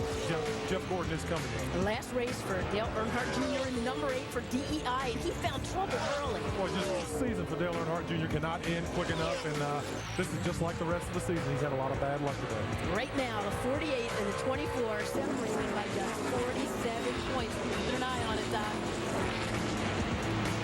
Indeed, Susie, in the 24 car, Jeff Gordon will line up 3rd in the restart. And how important is it for Jeff Gordon to be able to get a lap led? Remember, Jimmie Johnson has led a lap here already to get those 5 bonus points.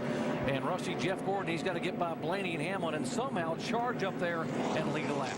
Well, Jerry, I think this was a good move, putting right sides on Jeff Gordon to see what it's going to do. He needed the track position, and track position, Andy, this racetrack assists everything in the world. Anywhere you're at a high-speed racetrack where air is important, track position is just key. He can lead the lap. He'll cut it to 42 points. We'll see what he can do. Hamlin pulls away, leads him down on the green flag. Lap 81 at 267.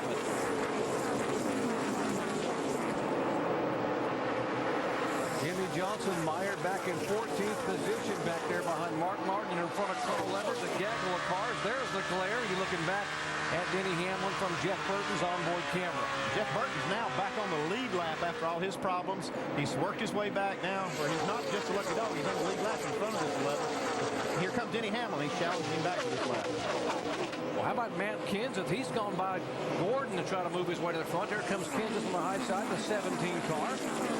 Well, it appears right now the two right side tires for Gordon aren't coming in very good at the moment, although before we judge it, let's let him run some more laps and see if that car settles in, because that's generally what happens to right side tires. Rolling the dice for Gordon. 2 tire changes for the second time, and he's trying to hold his position. Here comes Truex, who's been awfully good on the bottom to take that spot away. Well, I just saw the 24 just wiggle in the back of that car up off of turn 4. Means it's a little loose right now on those 2 right side tires, and the rest of these guys got 4 tires. They're just driving off at the moment, so this might not be paying off. Again, let's watch this a little longer, though. Tells me Jeff Gordon's driving that car extremely hard right now, too. You can see how he's sawing that wheel. And we heard him complaining how the nose of the car has been sliding up across the racetrack. I was lacking so much grip, just like that. The one car just slipped up across the racetrack. I think he went up there to see how the grip level was up there, because he's been running there the whole time. And what they do is they run the laps on the bottom with the good tires, and then they'll move up. But I think Martin Truex just says, hey, my groove's up top. I'm going to go up here and run. Yeah, he's not even messing around with the bottom. I mean, he just threw that bottom away, went right to that top again, and he's just comfortable up there. Like he was headed to Key Largo. He just turned right going into turn 1 there, went way up across the racetrack. Now he's trying to race back by the 24 car and make that high groove work.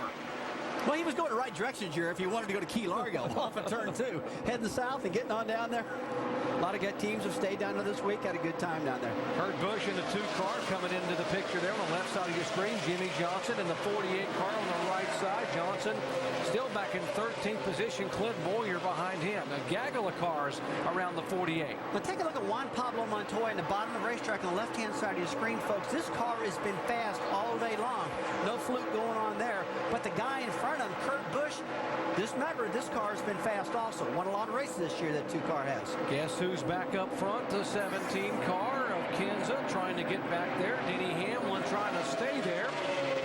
Again, the 31 car, Jeff Burton, now on the tail end of the lead lap. Boy, does he need a caution flag in a hurry to be able to come back around and get his car dialed in, not get passed by these guys and put a lap down. See how Matt Kenseth is using that bottom lane right now. Like I said, the tires are very, very grippy. He can run down there, make time. But as the tires wear, you'll see even this 17 car go way up top like you saw with 1 car Truex. More on Matt Kenseth. We check in with Jamie Little. Well, Doc, you know, we've been talking a lot about this being the final race for the traditional car.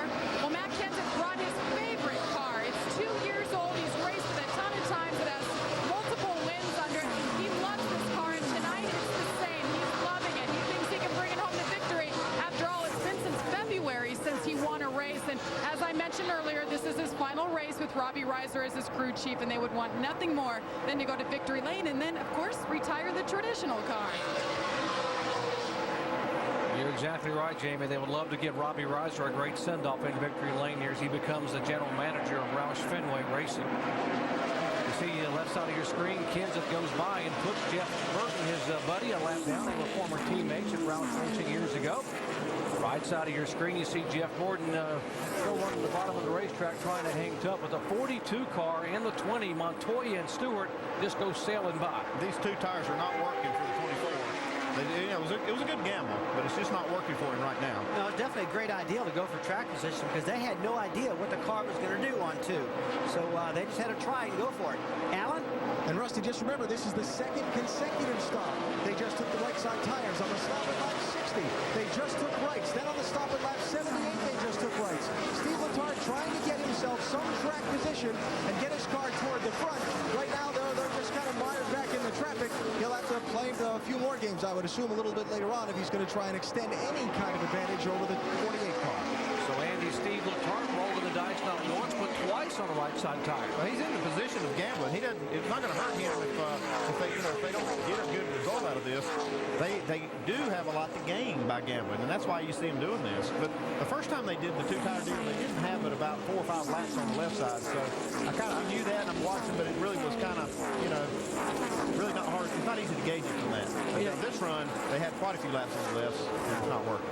You're exactly right what you just said. I mean, this guy has nothing to lose right now. He's got second place in the points locked up. And if he's going to try something, he needs to try it early right now so it works at the end. How much of a gamble was it for Jimmie Johnson's guys to take 4 and get him back in this mess, back about 15th in the middle of the pack? I would have been a little concerned about that as well, but he seems to be clearing some of the traffic there, or trying to get by the 0-1 of Mark Martin. Well, you see Jeff Gordon losing spots right here. It's easier to have good tires and be on offense and pass cars than it is to be getting past like you see the 24. And I think for Chad Knaus, he made the right move putting 4 tires on this car. Jeff Gordon, left side of your screen, moving back. Jimmie Johnson, right side of your screen, starting to move forward. 91 of 267 laps are in the books. Right now, Jeff Gordon is 75 points back of the 48 car. You're watching ESPN on ABC. It's all I know. The biggest music stars on the planet come together with live performances by Rascal Flatts, Maroon 5, Lenny Kravitz, Fergie, Rihanna, and more. For the first time ever, your votes will decide who wins. Hosted by Jimmy Kimmel and broadcast live from the Nokia Theater, LA, the American Music Awards live tonight following the race right here on ABC.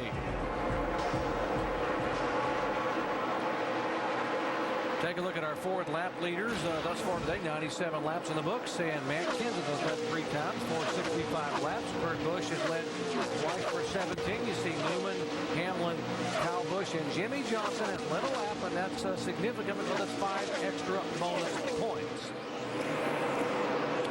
One of our lap leaders, the 2 car of Kurt Busch, could be having an issue. There's the 17 car of Kenseth. Newman is second, by the way. Denny Hamlin back in third. Here comes the 2 car of Kurt Busch. I don't know which one's vibrating, but we need to get our wheels tight. I bet we know which one it is. Yeah, I believe it's the left rear. We saw in that last pit stop, it looks like they were struggling back there. I would bet they got a left rear problem. Allen. Well, Rusty, when they went to attach the lugs onto the left rear on the last pit stop, the socket hung on one of the lugs, and they had to pound on the wrench to get it off that socket. Perhaps that's what happened, but Kurt Busch very frustrated, obviously. Vibration on the car. This team has run fast this year, but they've had a number of problems, a couple of them on pit road, a couple of them just the handling going away late in the race that have taken them away from wins. When I talked with Kurt this morning, he said, boy, those last 50 laps of these races have gotten us. They'll change all 4 here, but that's going to put a guy who was leading earlier in the race way behind. You always want to get 4 tires when you got that vibration. We've seen that bite quite a few guys this year. But we had a pretty good idea that this might have been the left rear tire that was loose on this car. See, on this last stop, this was not the last stop we just saw, but on the last caution flag stop, these guys were in here changing this left side tire. You can see they're struggling with the bridge. And the car leaves actually before the left rear tire changer was finished. They're definitely going to find some oblong holes in this wheel where it was run loose. And it looks as though there's the problem right there. The wheels are all oblong. The left rear obviously was left loose, and you saw it when the fella had the lug nut jammed up in the wheel. Crew chief Pat Tryson couldn't see that. Jack dropped, the car went off. You know, and Andy, as a crew chief, if you could have solved that problem, maybe you could have screamed for him to stop and fix that. Well, you're going to lose a lot of track position to bring him back in, but the tire changer should have known that also. Just say, hey, bring him back in, let's get it tight. Still early enough we can get it back. You don't want to have to pit under green light. I remember last year, though, right here on this racetrack going out of pit road, the same problem happened to Jimmie Johnson, and Jimmie Johnson had to stop and fix the car. He dodged a bullet a year ago. He dodged a couple of bullets at this racetrack a year ago, but here Jimmie Johnson, November 2006, a big piece of debris goes through the front air dam early in the race. He had to come back and put a patch on it. Here's the pit stop you're talking about, Rusty. On pit road, getting ready to leave, and Chad Knaus says, whoa, whoa, whoa, whoa, whoa, we got lug nuts missing. Great call by the crew chief, Andy, to stop him and put those lug nuts on. Yeah, that's definitely how you do it right there. I got to really hand it to Chad on that one, because that's hard to do, is get that car to stop and just go ahead and bite the bullet and fix what you got wrong. Now, he would go on and win the championship, folks, but just remember now, had he lost a lap last year, he would have finished no better than 21st here, and it would have been very close. So a critical call by the guy on the right side of your screen. What a leader Chad Knaus is. Jerry, to Pat Tryson's defense, though, with Kurt Busch's team, there were so many people around that left rear tire, and when that tire changer jumped back and that jack fell, that's always the key for the driver to go, and Pat just probably couldn't get a good look at that. I'll give you that about Pat Tryson, but that left rear tire changer, he knows that wheel's loose. I've changed plenty of those tires, and you know if you've got them tight or not. Well, there's very few of the tire changers say everything's fine. In their mind, they want it to be tight, and sometimes it makes it. A lot of times it doesn't. If you see that now while watching the video, what do you go to the left rear tire changer? What do you say to them? Well, there's not much you can say right now. You just got to make sure you hit all the lug nuts, be very, very deliberate, and make sure the wheels are tight from here on. That's all you can say. There's nothing you can't really get on him right now. You wait till Monday morning and talk about it. Maybe you just plant the seed if you're unsure. Come tell me. Exactly. If we get a vibration, we might have an idea. Matt Kenseth, the leader here, has led 3 times for 73 laps. How about Tony Stewart, the 2-time winner here at Homestead Miami Speedway? Tony, he set sail very early, started back in 14th spot, now being shown in 2nd position. There's Tony in the 20 car, driving for Joe Gibbs, the coach. We're talking about the 20 car. I mean, he is about a 1/10 of a second faster than the leader at Kenseth right now. Ryan Newman, we talked about that 80-race winless streak. Boy, would he love to go to victory lane in this finale for 2007. Back in 4th. Denny Hamlin, one of our chasers, who struggled a little bit in the chase here down the stretch, but having a good run here today, now being shown in the 4th position. The other Joe Gibbs car, by the way. Then comes the 5th place car, the one of Martin Truex Jr. This is the car he set on the pole with in Texas, nearly won at Atlanta. In 5th spot, behind him, leading Rookie of the Year contender Juan Pablo Montoya in the 42, the 1-year anniversary of his very first NASCAR Nextel Cup start here at Homestead Miami Speedway. Well, the one car, I mean, look at the right front fender, and it looks like it's got some damage on it right now. It's not slowing the car down much, but he must have got himself in an incident somewhere or something. Doesn't look right on that corner. Yeah, I see that. I saw that earlier when we showed that. It could be some of the repair that they made on that car from the practice crash. They use a lot of these decals and wraps and whatnot to kind of repair that damage, and it looks like some of that's blowing off, so it may not have been recent damage. Yeah, he brushed the wall in the first of 2 practice sessions here on Saturday. They had to go in and repair the car, but it had to slow it down too much because he's already led here today. Matt Kenseth, 4 consecutive top 5 finishes. He didn't get the win. He's just trying to do it here today. Back after these messages and a word from our ABC stations.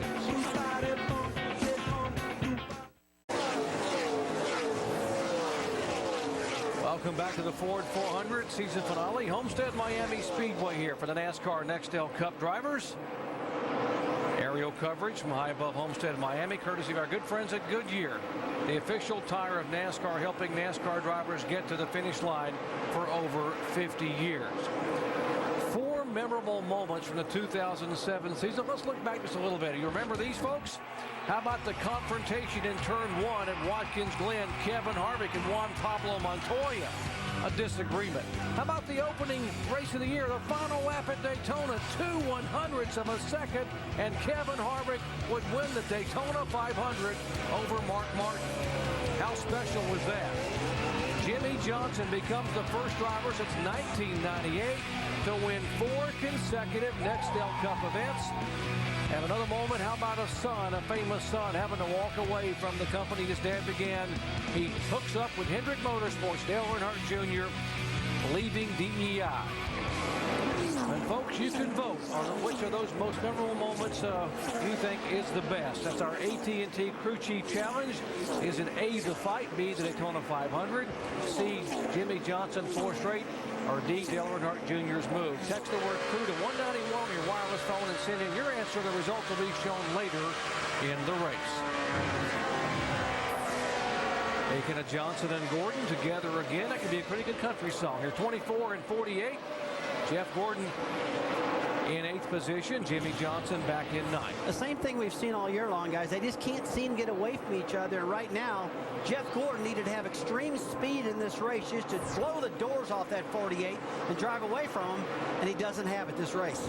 I think he's going to have some speed when he gets 4 tires back on this car. I think that's what he's struggling with right now. Jeff Gordon is 24. As soon as they get back in the pits and get 4, he'll be back in the game. Hey, Burns? I think that's probably the biggest difference right now. Remember, the 48 did take those 4 tires. That is coming to him. The car's been good all weekend. On lap 99, Jimmie reporting, I think we're getting good when asked what the car was doing right now. So thinks he's getting good. Maybe just a tick on the free side, but not real bad right now. Alan? On lap 116, just a couple of circuits ago, Jeff Gordon reporting that his car is lacking front end grip there, right through to the center of the corner. Now that in addition to lacking that.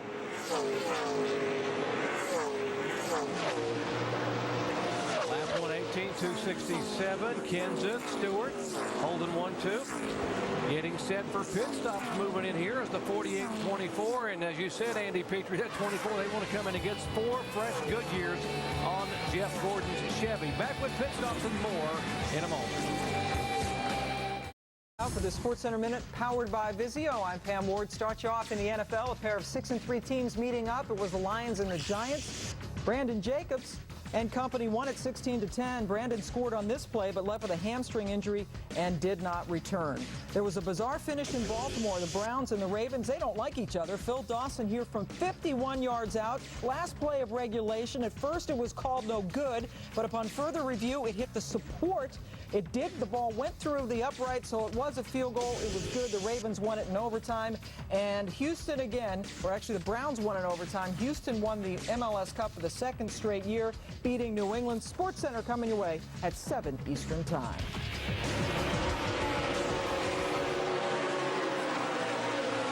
And we welcome you back to the Ford 400. You saw the number 17 car, the number 1 Green Bay Packer fan on the NASCAR circuit. Matt Kenseth continues to lead. But the man who's stalking him right there in the 20 car is a story as we start to look ahead to next year. Consider, folks, this is the last day that you're going to see Tony Stewart driving a Chevy. That's right.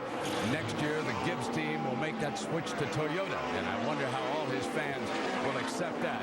Tony very loose prior to the start of this race. He felt he was going to have a good run. The fellows upstairs have been telling you he's got one of the fastest cars. It's been a disappointing chase overall, but smoke has pulled up into the number 4 spot right now as we send you back on time. Dr. Jerry Punch and Dr. Punch, Jimmie and Jeff, they're kind of keeping their eyes on each other, aren't they, partner? They are teammates. They're staying close on the racetrack as well as in the point standings. Here's the 29 car, Kevin Harvick on pit road. Let's go down the mile.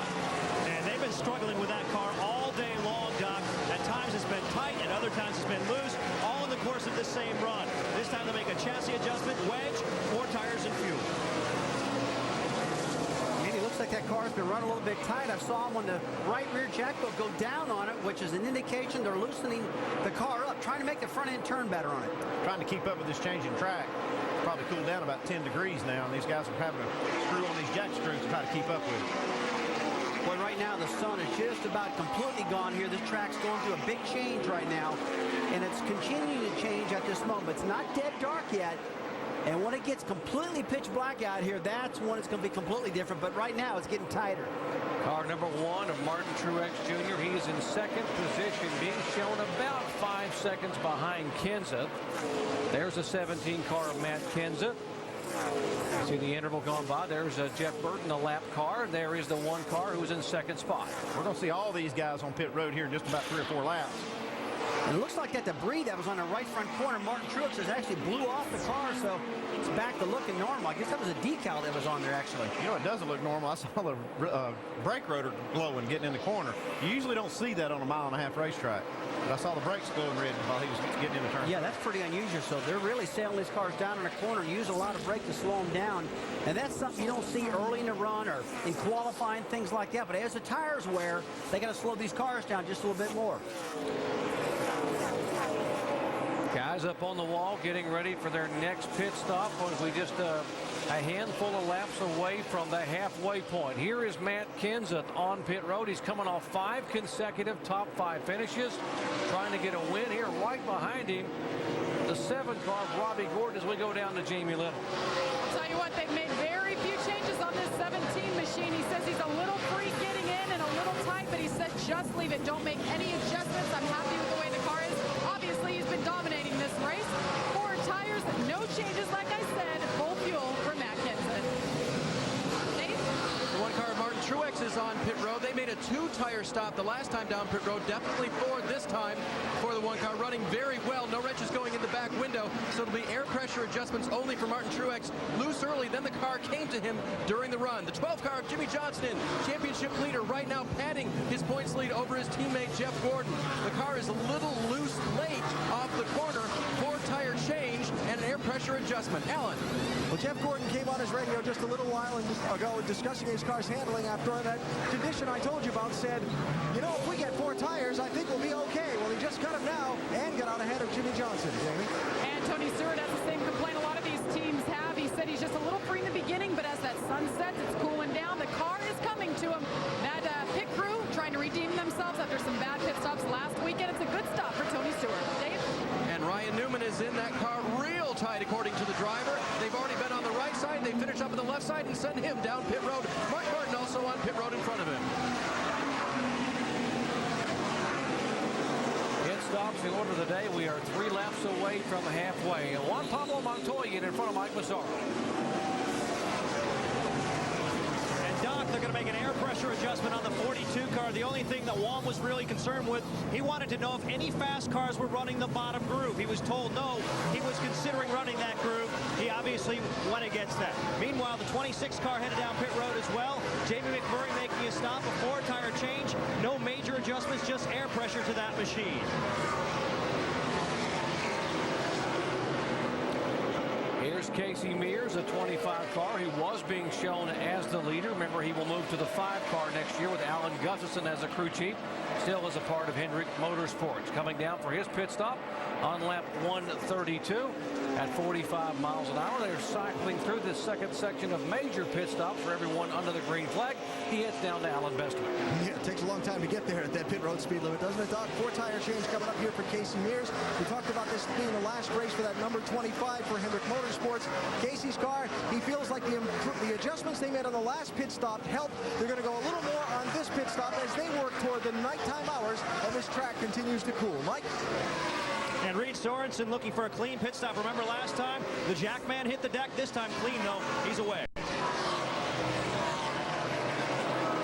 Pit stops continuing. You see Reed Sorensen exiting the 17 car, now cycling back as a leader. Now, this is a Roush Fenway car. We told you the guy who's won the last 3 in a row here, a Roush Fenway car, and that was Greg Biffle. And we had Greg Biffle as our guest here during our qualifying show in the pit studio on Friday, and he said when the track gets cool, when the sun goes down, our cars get really, really good. Watch for us to change significantly when it starts to get dark.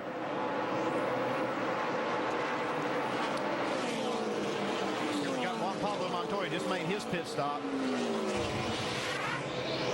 You see his crew cam right here from Chip Good. He's the rear tire carrier. He carries the tire out here for this rear tire changer.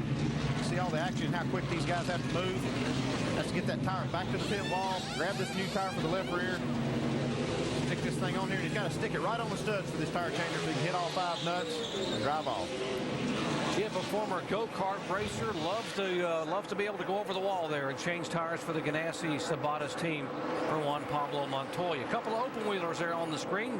Patrick Carpentier in the 10 car. He'll run full-time in 2008. His second consecutive start here at the end of the year in that 10 car. Going up high, the 17 car of Matt Kenseth. He is the leader. The one of Martin Truex is in second position. Kurt Busch, the 2 car, back in third. Remember, Busch had the unscheduled stop for the vibration back on lap 100. Just past the halfway point at Homestead, Miami. Back with more in a moment.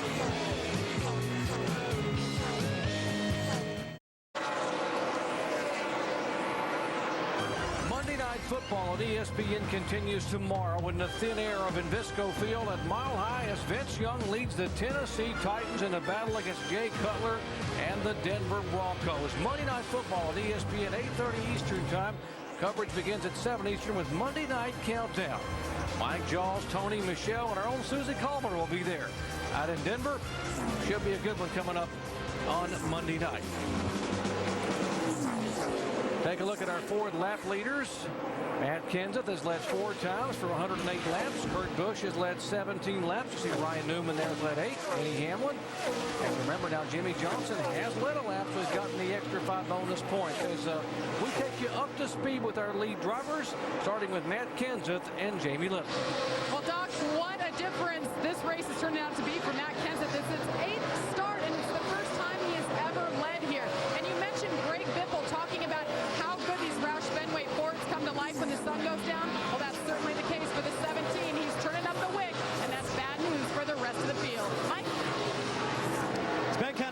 summer for Denny Hamlin. In fact, he only has 3 top 10 finishes in his last 12 races. Tonight, though, a completely different story. He describes his car as, quote, awesome. Just minimal changes on that car, a couple of air pressure adjustments. That's about it. Dave?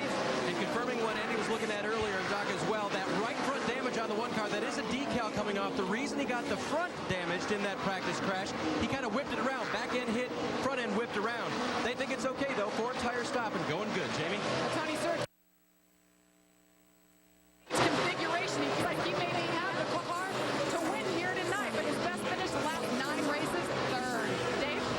The 12 car this year, well, the performance has been there, according to crew chief Mike Nelson. They've been really proud of that. Trying to finish off the year strong. He's been close a few times. Today, a tight race car that they need to keep adjusting on, Jamie. And hats off to Dave Blaney. He has been in the top 10 this entire race. It's all about securing the top 35 in the points. He sits 35th right now. He's looking to Daytona, wants a guaranteed spot for he, Bill Davis, and Toyota. Alan? If the caution were to come out in the next 2 laps, it would be a huge break for Kurt Busch. Remember, he had to pit under the green at lap 99 for the vibration. He right now is cycled back around, and if the yellow came out, all the other leaders would stop. But Kurt's 2 laps away from pitting, and that's going to put him back a lap down. Jeff Gordon is in 7th place now. Gordon's just going around Kurt Busch. Gordon feeling the 4 tires have helped his car. His team saying they really can't do anything foolish and take any silly chances right now, because anything could happen with the 48 until later in the race. They've got to still play slightly conservative as well. Mike? Juan Pablo Montoya in searching mode right now, searching for the right line on the racetrack. Says he's good on the bottom, just not fast enough. Still trying to find the place where his car reaches optimum performance. He's saying the car gets looser as the run goes on. Dave? Johnson looking for an edge today, but doesn't want his car to be edgy, and it is a little bit right now in turns 1 and 2. Edgy, according to the driver after that last pit stop. They did make an adjustment. Mike? Carl Edwards still looking for just a little bit more. It's not quite perfect. He's looking for a wedge adjustment next time in. The command from his crew chief, Bob Osborne, is 3-pronged. Be smooth, be patient, and watch out for the rookie, Patrick Carpentier. He says he's running just a little bit too hard right now. Wants Carl to be very aware of that. Dave? Well, Mark Martin finishing out the year in the 0-1 car. It's been a good year for him. Highlights include almost winning the Daytona 500, driving a Busch car for Rick Hendrick, and doing what he can for this DEI team, as now Ryan Newman has spun in turns 3 and 4, guys. And boy, that's good news for Kurt Busch. That's exactly what Busch needed, and it happened by his own teammate. Man, that was just unbelievable, Andy. When you never think your teammate's going to spin and help you out. Ryan Newman spinning here, bringing out caution number 4 on the day, lap 148, and probably mixed emotions right now for Roger Penske. They wanted the caution for the 2 car, but not to have the 12 car bring it out, his other cars. Newman now will bring the car around and try to get service done on his Dodge. Looks like he's just got a little damage to the front end of the car on the bottom side there. If they can get that fixed, I think he'll be okay. And the lower air dam's very important on these cars. It's all tucked under a couple inches, so he's got a little damage on the right rear corner. They can add something in the front of that, Andy. Beat that left front fender out. Should be okay. If we can show you what happened here, right in front of the 24 car of Jeff Gordon. Tony Stewart is there. Watch Gordon go get by. Ryan Newman kept the car somehow and from going up across the racetrack. Stewart got by, as did the 2 car of Kurt Busch. And here's Jeff Gordon just minding his own business, passing the 20 car. It's like, whoa. Somebody parked in the middle of the racetrack. Yeah, he got stopped pretty good, and so did Tony Stewart. He really woed that number 20 car down big time. Let's go down to Jamie Little as the 17 car is going to be headed to you for his pit stop. Jamie? Well, some bad news for our leader, Matt Kenseth. He just came over the radio and said, guys, I've lost my primary battery and I have no brake fluid. This is going to make things really difficult tonight. Remember, this happened to him in Dover, and it cost him the entire race. 4 tires, no changes. Let's go to Allen. Jeff Gordon, center frame, said, I'm having a lot of trouble passing guys. His crew chief, Steve Letard, said, your lap times look good. We just need to get up there and race with him. It's going to be a 4-tire change for the 24. Jankenhouse asking his driver, is it really loose or just a little bit? Let's do a little something, says Jimmie Johnson. That'll be a wedge adjustment in the left rear. Air pressure on the right rear. As they come to the left side now, the 24 is going to win that race off of pit road this time. Clint Boyer gains 10 spots. You see Tony Stewart -5. Kenseth will remain the leader, but boy, that battery issue's got to be worrisome in the 17 pit. Back after these messages and a word from our ABC stations.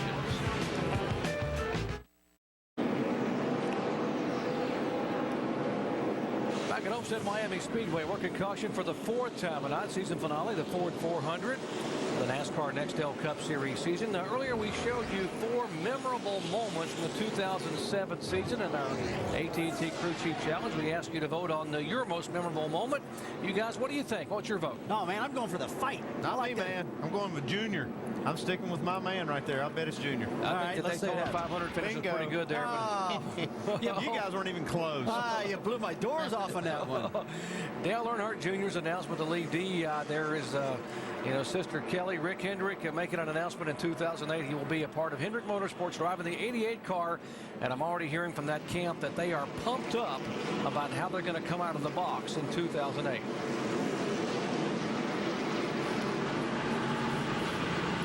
Carl Edwards is trying to get some of this tape off the windshield. That sun's gone down, so he doesn't need that up there to shield it. So he's pulling it all off. It's all on the inside, and it's got a tab on it that he can grab a hold of. Now you can see the whole track. Those are not unapproved adjustments. No, those are approved. That's the only thing we let the driver adjust on, though. All right, pace car pulls away here. 115 laps to go. Remember the 17 car, you heard Jamie say, possible battery problem, possible problem with brake fluid. How much is that on the mind of the guys on pit road, and how about the guy in the seat of that 17 car? Boy, he shot out of a cannon right there. Yeah, as he drives away, he's got all these problems. He's been good all night long. But I'm really interested in seeing this, because this track has changed so much, how it's going to affect these cars right now. We saw last night in the Busch Series race, and it changed a lot. The guys that weren't running good in the beginning started running good later on. But Matt Kenseth has run well from the green flag. Dropped the green, he was out front. Kevin Harvick trying to make a move on the inside of David Stremme. Harvick in the 29 car. By the way, Harvick's teammate, the 07 Clint Moyer, going by there, only took a 2-tire change. That's why he gained so many spots on that exchange on pit road. Well, if I'm Jimmie Johnson, I've looked at too many cars in my windshield today, man. He's been in the middle of this pack almost all day. Here he is 3 wide coming off the corner down the straightaway. It makes you wonder. A guy's been dominant all year long. He's won 4 in a row. And here's championship week. He's mired back in all these cars. Doesn't make much sense, but I kind of feel they know what they're doing. What worries me is there's only 1 car in the garage area. Still 42 cars running. So if you have an issue, you can still finish 42nd. Well, that's what gives these crew chiefs ulcers sitting on that pit box, man. Yeah, that's a bad feeling when nobody's falling out. They're all there. And even the 8 car, Dale Earnhardt Jr. is still on the racetrack and running pretty fast. Chad Knaus, he's watching this, and he's probably a lot more nervous than Jimmie. Jimmie can use up all that nervous energy driving the car. Chad's got to watch this. Special day here for a lot of drivers, and talking about farewells. How about Ricky Rudd in the 88 car? Ricky Rudd making his 906th and final career start. His illustrious 32-year career that began back in March of 1975. He'll walk away when this race is over, when the checkered flag waves. 29 poles, 23 career wins, and what a career for Ricky Rudd. And he says goodbye to NASCAR Nextel Cup. What a great career. And his car owner, Robert Yates, this is his last race as an active car owner, too. And this is somebody that the whole racing community here is going to miss a lot, and he's done a lot in the sport. NASCAR President Mike Helton mentioned Robert Yates in the drivers' meeting this morning, and the drivers stood and gave Robert Yates a standing ovation. That's how much they appreciate and admire and respect Robert Yates for what he's done for the sport. Oh, he's one of the best engine builders and car owners in the country. I mean, every time you go to Daytona or some of the bigger tracks, you fear that Yates engines. You go, oh my gosh, what's Robert got up his sleeve this time? A lot of fast cars here. How about Gordon? Do you get in there? You're running for a championship. Whoa, trouble on the racetrack. Another car sliding. Oh, a couple of cars. It's a Toyota and a Chevrolet. Johnny Sauter. It took these guys a while. Sorry. I watched these guys about 20 laps ago racing real hard with each other, and took them a few laps to finally get it done. Here, Johnny Sauter, see, I just lost it. I'm sorry. These guys were racing hard, man. The other car involved is the 83 of Brian Vickers, one of the Red Bull Toyotas, bringing out caution for the 5th time today. That's too bad. It looks like that 70's got a lot of damage in the front. 10 was involved. Patrick Carpentier, one of the Gillette Evernham cars, as he is on pit road. Boy, Patrick Carpentier's had a tough week so far. Crashed last night in the Busch Series race also. Well, it looks like Johnny just got loose. Hits that wall hard. Boy, right at the end of that pit wall, too. It just tears the front end all the heck on that car. You see Vickers come in here. He just piles in behind. That was way late, Vickers getting in there. Makes you think, yeah, here we go. I was going to say it must have been a chain reaction thing because that was a late spin by the 83. Yeah, and as a driver, Andy, you see all this smoke coming, and when the smoke's coming, you start checking up, and it causes these chain reactions, and that's what happened there. Johnny Sauter climbing out of the 70 car for the final time. Scott Riggs will move over to that team in 2008. Frustration for Sauter, who's had a pretty good year in that 70 machine. Back in a moment.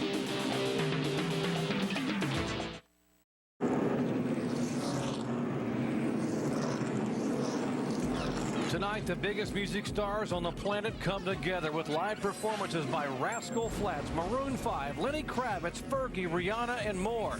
And for the first time ever, your votes will decide who wins. Hosted by Jimmy Kimmel and broadcast live from the Nokia Theater, LA, the American Music Awards live coming up tonight following our race coverage right here on ABC. Under caution for the 5th time tonight. Contact the 70 car, Johnny Sauter, and a little contact behind him, Brian Vickers in the 10 car, Patrick Carpentier. Has brought out the yellow flag, 106 laps to go. Matt Kenseth has had the best car, first time he has ever led a lap in racing here at Homestead Miami Speedway in a Cup car, and he is certainly making up for it tonight. 5 times he's led for 125 laps. While we're under yellow, why don't we visit with our in-race reporter, the 99 car, Carl Edwards, sitting back in 14th position. Hey, Carl Edwards, Rusty Wallace up at ESPN. You got us. Gotcha, Rusty. Hey, buddy, what's the transition of the track doing right now from daytime to nighttime? Is it much different at the moment?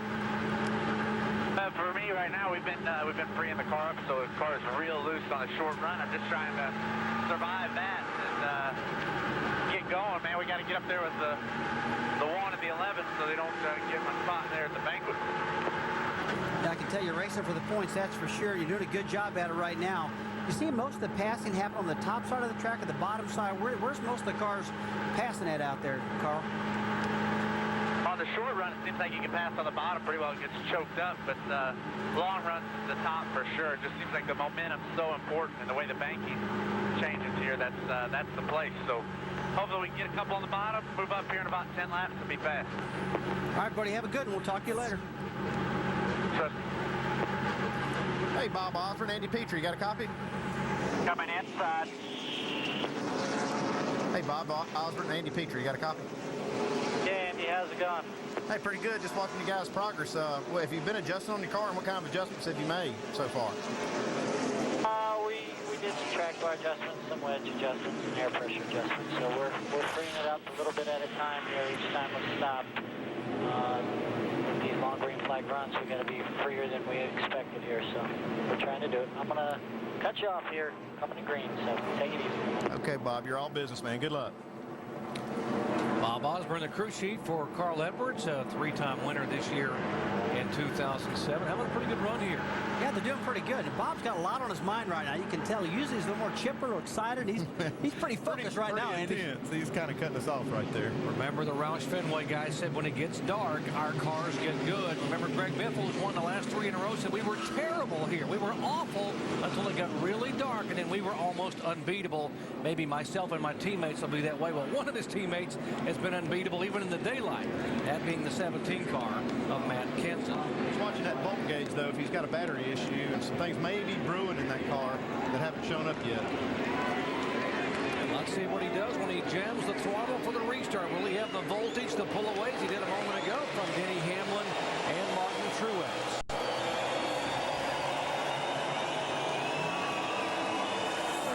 Kevin Harvick is a lap down on the inside. He's going to try to hang there and get the lap back the hard way by racing for it instead of getting the free pass. Here's Hamlin. He is there. Watch the 24 car. Jeff Gordon back in 4th position. And boy, this is the time of the race drivers really love it. This track is cool right now, and it's fast. When you put 4 tires on, you can really get after it on these restarts. The car's really good. Jeff Gordon struggling with behind his teammate, the 5 car, who was a lap down, trying to get around the 5 of Kyle Busch. You see the 24 car smoking just a little bit. Andy, we've seen that a lot out of this car throughout the day. It's a little tire smoke from somewhere. I've seen it all weekend long. That right front tire rubbing the fender. They're traveling these cars so much that the tire rubs the fender in the hood area. More on Jeff Gordon. Let's check in with Alan Bestwick. Well, let's check in with Jeff Gordon and Steve Letarte. Their radio conversation under the caution about their car at this point in the race. Not bad. I mean, I roll in there, I arc in there, and it's pretty good. And right as I get to the middle, it starts to get a little snug, and when I pick up the throttle, it's a little on the tight side. And then down there, 1 and 2 is my biggest.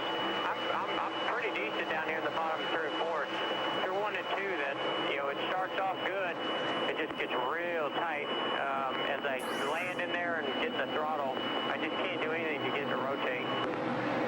And while there's a lead change on the left-hand side of the screen, we follow up one more time with Jeff Gordon. He's running the bottom because so many guys are running the top. If you want to pass people, you got to go where they're not. Well, that's a good point. You just can't follow a guy if you think you're going to pass him. If you think you go to the top, go to the top. If you get on the bottom, go to the bottom. And if you got momentum, you got an opportunity to do whatever you want at that point. And he's got some momentum now, so he's going around the top side. Jeff Gordon running in 4th position. The guy he's chasing in points, actually behind him on the racetrack, Jimmie Johnson, just moved into 8th spot. Denny Hamlin, our leader, the 17 car of Kenseth in 2nd spot. Martin Truex Jr. creeping up there in that 1 car. There comes the 1 car. And he is actually faster that time by than either one of the cars in front of him. You saw 3 different grooves right there from those top 3 guys. You saw the bottom, top, and the middle. With Martin Truex in the middle of the racetrack. Love this racetrack. But we need to remind everybody, this place has got progressive banking. There's 3 different grooves here. It starts off at 18 degrees on the bottom, 19, then 20, the very top of the track. So these guys can run all over it. It's a great innovation they did here at this track. 99 laps to go, and folks, in this race a year ago, we had rookies finish 2nd and 3rd. The 2nd place finisher was Martin Truex, who finished 2nd this race a year ago, and who finished 3rd? Denny Hamlin. Oh, trouble in turn 4, the 38 car. 38 car, that's actually off of turn 2. David Gilliland, the Robert Yates Racing car, brushes the wall, and we stay green. Thought he was going to lose it and come across the racetrack, but he did not. Great job.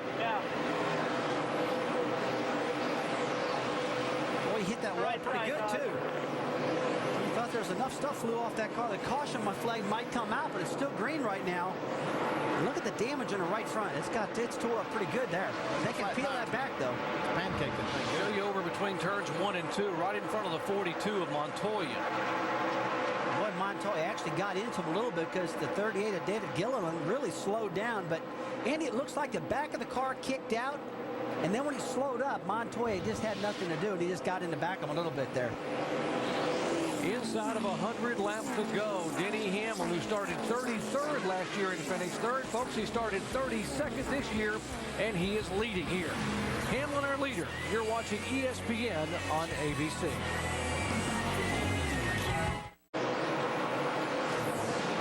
Welcome back to the Ford 400. Denny Hamlin is our leader.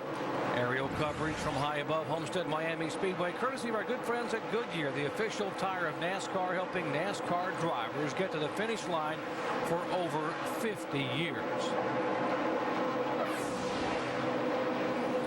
This is the farewell race for this race car here. It will be full time for the COT car, the car of tomorrow, which will become the car of today. So we can keep the COT. We just can't call it car of tomorrow. We call it the car of today. And boy, I want to know what they're going to do with 700 of these cars. We talked about, 50 teams, 15 cars a piece. Man, there is a lot of cars going to be available for somebody to put in their garage or do something. Richard Childress said if you want to get one, you can get one really cheap, and you just put it out in the yard and go out and sit in it if you want to. The buyer's market, obviously. Here about the 17 car. And some of these people are donating cars to different charities and different groups, we're told. Yeah, we're hearing Richard Petty's donating some of his cars to universities to teach some of these kids about racing. Right now, Andy, they're sitting in these schools and really don't have the real cars, the real hot rods, I call them, to play around with. Yeah, this is a good opportunity for a lot of schools to get some real race cars, current race cars, to look at. Guys in ARCA are going to be able to get some great race cars to run next year, and of course other areas within NASCAR, divisions of NASCAR. I guarantee you're going to see a lot of restaurants with these cars bolted on poles parked out front, too. Dave? And Doc, you hit it on the head. You can run this race car in the Busch East Series next year if you want to, and that's going to help carry on a tradition with a generation of Earnhardts. Dale Earnhardt Jr.'s cars, Martin Truex's cars, Paul Menard's cars, those are going to be shared by a young man named Jeffrey Earnhardt, his nephew, and a guy named Trevor Bayne. They're going to run those in the Busch East Race Series and hopefully gain some footholds in that series. Do you think some of these cars, maybe not this one in particular, because it's had some contact, but a lot of good race cars that they can use to learn in that series following this season? In fact, this year, Chase Austin, the yellow fellow drives for me, Andy. It's a 110-inch NASCAR Nextel Cup car. You can run the Busch cars also, but we actually found out they give you a 50-pound weight break if you run a Cup car, and they were actually faster with these cars. So the Busch Series, the Busch East Series, it'll be pretty good there. By the way, Jeffrey Earnhardt is the son of Kerry Earnhardt. He, of course, obviously is the grandson of the late Dale Earnhardt Sr. as well. So continuing that tradition, as they was talking about having Earnhardt as a part of DEI in the Busch East division. See Jeff Gordon in his 24 cars running down the 11. Denny Hamlin. These two guys are racing each other, and Gordon kind of caught up with him here. You know, one thing I'm noticing right now, we talked about the transition of daytime to nighttime. It looks as though that it's starting to affect some of the cars, although the one holding pretty strong is Kinson throughout the day. Looks like he's got a setup that doesn't matter if it's daytime or nighttime. And evidently, Robbie Reiser's staying up with the racetrack on his adjustments, too. It seems like that one car really likes to run a lot of laps, so the more laps they run, the better his car gets. The 17's just been good all day, so he's good no matter what. This is one of the best runs I've seen of Jeff Gordon out of the last 4 or 5 weeks. He's hanging in there real good, third spot right now, but he's about 0.3 of a second slower than the leader, Matt Kenseth.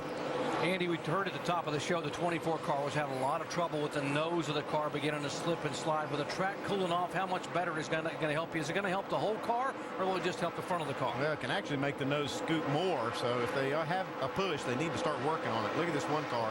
He's starting to come alive here, but if the car is tight and the track gets cooler, the car's going to get tighter, so they have to start adjusting on this car. Yeah, and every single pit stop, I'm going to want him to loosen my car up, take some wedge out, put some air in the right rear tire, something to make that car turn better, because as it gets cooler, just like you said, Andy, the track's not going to change the same. Something's going to happen. Still 4 positions separating Jeff Gordon on the right side of your screen from Jimmie Johnson on the left. Now, Jeff Gordon basically has run in front of Jimmie Johnson for the majority of the day. The bad news is he's not far enough in front of him to be able to make up a significant amount of points. 73 points of differential right now. But, folks, there are still 39 cars on the racetrack. So if Jimmie Johnson has troubles, he can still have a pretty poor finish, and Jeff Gordon can become a champion. Back after these messages and a word from our ABC station. Back at Homestead Miami Speedway, final race in the chase in 79 laps. The Nextel Cup champ will be crowned. The story in the FedEx race rundown. Points leader Jimmie Johnson started the day on the pole. He only needs to finish 21st or better now to win, and he is safely in 8th. Last race for Dale Earnhardt Jr. in the number 8, and for DEI. We know the entrance to pit road is tricky. He found it early. He really did. Had a tough day thus far, Susan. Got to an accident early. He's had a tough season, and it continues here today. And Jeff Gordon and Steve Letarte looking for any way to make up ground on that 48 team. They are pulling out all stops, but Jimmie Johnson did a great job by leading the first lap, getting those 5 bonus points, and he has further widened the gap between himself and Jeff Gordon. Yeah, well, Jeff said the car isn't bad, but he sits in 4th. That's certainly not enough to get it done. Not the place he wants to be. He needs to be leading the most laps as possible and running up front. He's just not been able to get there today. We talked about the race within the race. Only the top 10 go to New York. Right now, Martin Truex and Denny Hamlin are out of that mix, Doc. Thank you, Susie. Brad, by the way, the 83 car, Brian Vickers driver, and Johnny Sauter both checked out and released at the infield care center after that pretty hard lick back on lap 158. That brought out caution number 5. Matt Kenseth, we told you he's coming off of 4 consecutive top 5 finishes. It's been feast or famine for Kenseth in the chase. He's either had really good runs, 5th, 4th, 2nd, and 3rd the last 4 weeks, or he's had 4 finishes of 26th or worse early in the chase. He's either been real good or real bad, and tonight he is really good. But, Doc, you know, talking about Martin Truex a little while ago, talking about the points, trying to get in the top 10 to go to New York. He's only 16 points behind the 31 car of Jeff Burton, and Burton right now is a lap down. How important is it to sit up on that stage or go up on the stage in that top 10, Rusty? It's very important. I love being there. If you're not in the top 10 of New York, you feel humiliated.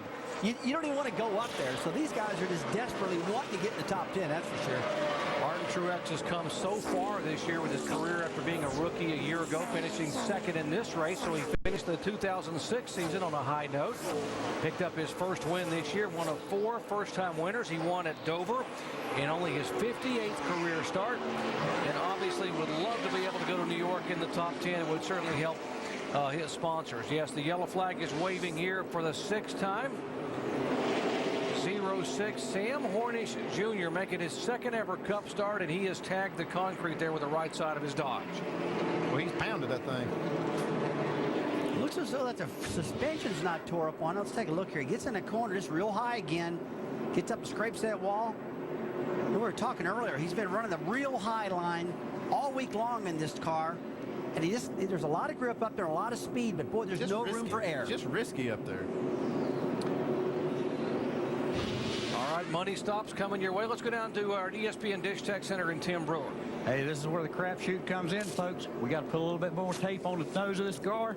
What we're going to do, we're trying to plant the nose of this thing, get us more downforce so we can run those corners a little bit better. Jeff Gordon, he's got nothing to lose. He's got to go for it right now. Yeah, Tim, you're probably going to see some of these guys putting tape on the grill because it's getting cooler. They're looking for that front downforce to keep these things from sliding around. For more information on adjustments, log on to ESPN.com. Search word know-how. If you just joined our coverage, Jeff Gordon's guys have been talking about the nose of his 24 car slipping and sliding. If they put some tape on it, as you saw Tim Brewer show you, maybe they can plant that nose, and Gordon needs to be able to plant that car at the front of the field and at least lead a lap and maybe hope that something's going to happen to the guy he's chasing in the points, Jimmie Johnson. Cruise up on the wall. And folks, when they stop here, they should be able to make it easily on one more pit stop. Let's go down to Jamie Little. Yeah, Matt Kenseth in first gear, 4,800 RPM as he makes the long trek down pit road. He said his car's still a little loose, which is the reason why he's not running as fast as the others.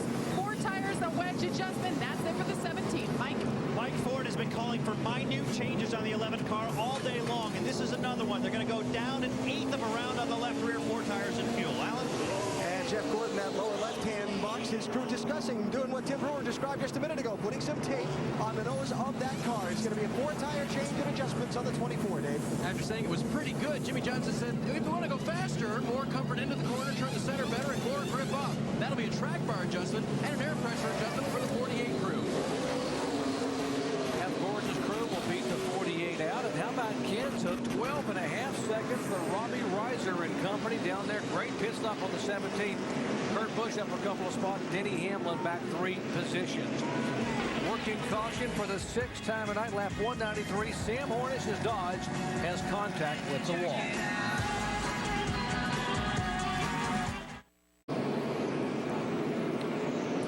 Back at Homestead Miami Speedway, ESPN coverage on ABC. We'd like to thank all the fans and viewers that have welcomed us back into your living rooms on Saturdays and Sunday afternoons and Sunday evenings throughout the year for our coverage of NASCAR. NASCAR motorsports coverage. It is certainly a mission of joy and love for us, and it is a journey. We're thrilled that our journey is just beginning here with NASCAR Busch Series, soon to be the NASCAR Nationwide Series, and NASCAR Nextel Cup, which will become the NASCAR Sprint Cup in 2008. 71 laps to go here as we bring down the curtain on the 2007 season, and we will crown a champion here at Homestead Miami Speedway. Matt Kenseth trying to pick up the win. Jimmie Johnson trying to pick up a title. Jeff Gordon having something to say about that. Gordon in 4th position. Jimmie Johnson back in the 6th spot. Boy, Johnson, he is just not laying back. I mean, he's not been super fast, but he's been consistent. He's in a position where he's got to be, Andy, in order to win this title. Boy, I tell you that he's had to dodge a lot of cars. He's had to see a lot of cars in that windshield. It just makes it a lot tougher. Like to see that car out front. Our Brad Doherty says the 17 car, Matt Kenseth's going to win. We'll have to wait and see. He's looking good right now. Looking awfully good. He will come down to the green flag, and they stack up behind him. Truex, the 2-car of Busch, and then Jeff Gordon as he takes the green and sail into 1.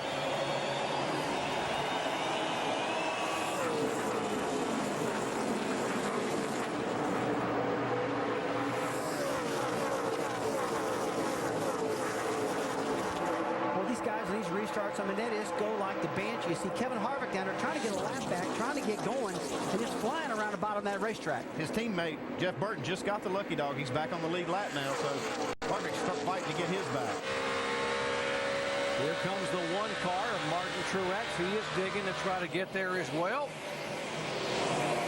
Pulls it within about 5 feet. Now pulls to the inside of the 17 car, and he's got a lap car on the bottom of the racetrack. Harvick and Kenseth, is he going to be able to get between them? Whoa!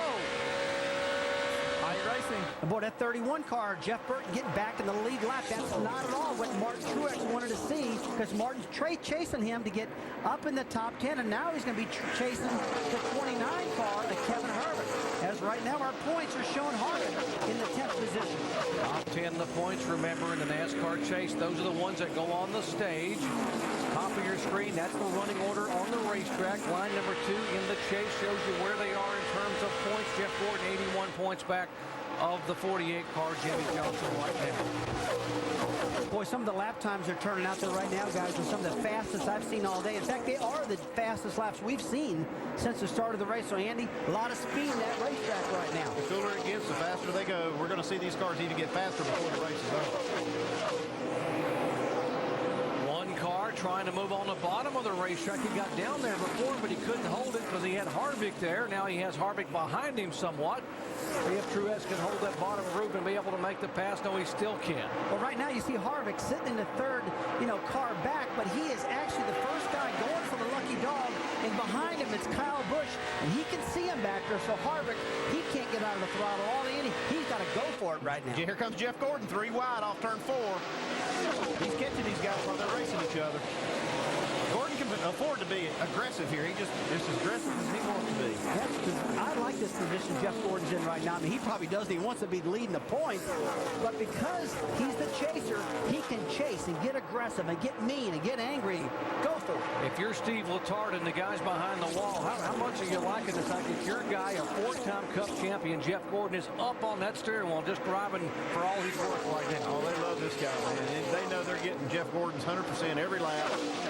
They go to battle for him. Alan Bestwick. Well, Doc, the one thing that they want to keep in mind, and Steve Letarte talked about this with me this morning up at their team's hauler, there are still so many cars on the racetrack that if Jimmie Johnson has a problem now and they keep running in the top 5, they're going to win the championship. So they want their driver to be aggressive and be up in that top 5. They don't want him to be so aggressive that he chances crashing the car until they get closer to the finish, just in case something were to happen to the 48 car. Now I want to talk about the guy who's 3rd in points starting this day. We talked about different races within the top 10.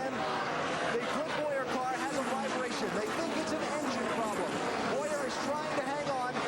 Kyle Busch was 155 points behind him starting the day. If Bowyer were to fall out of this race, Kyle Busch is a lap down right now. If somehow Kyle can come back and get a good finish, he might steal 3rd away in points and make it a 1-2-3 for Hendrick.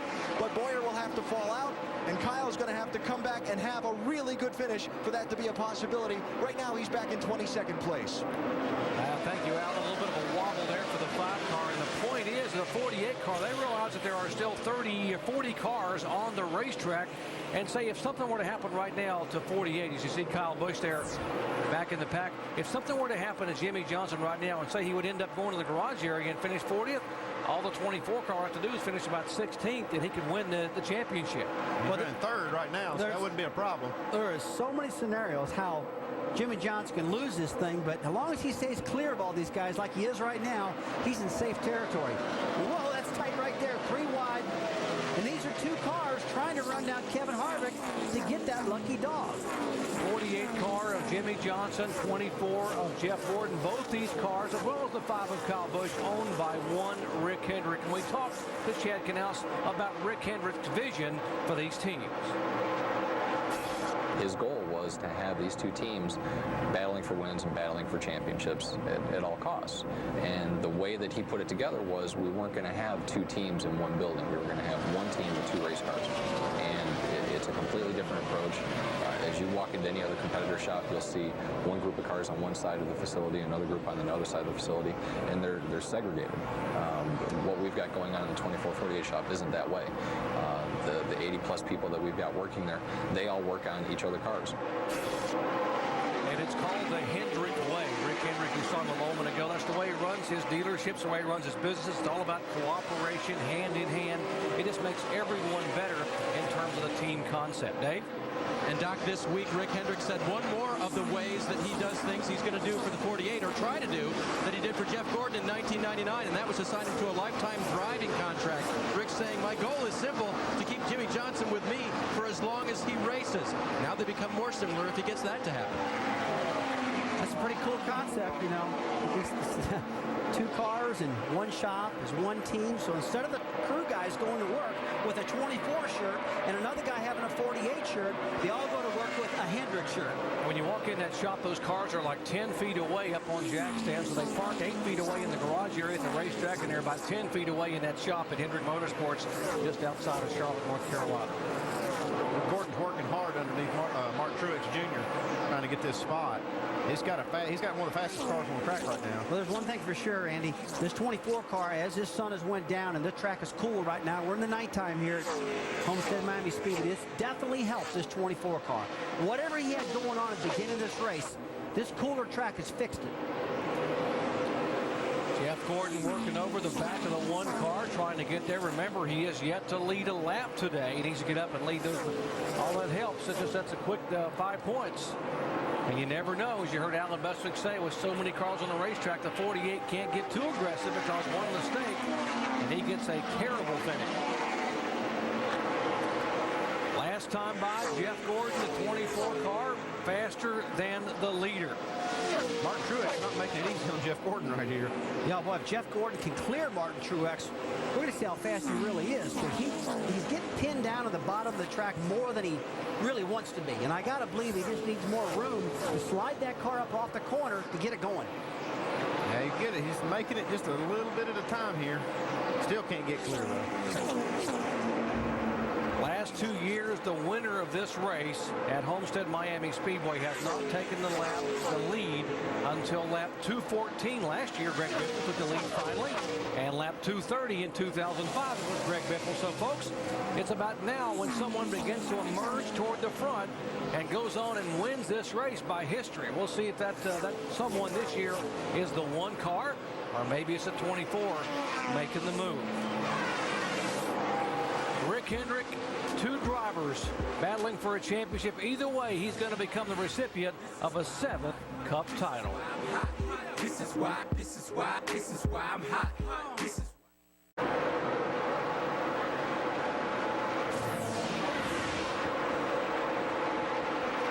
We welcome you back to the Ford 400, where Matt Kenseth continues to cruise on our lead. And this, the final NASCAR race of the season, the 36th race.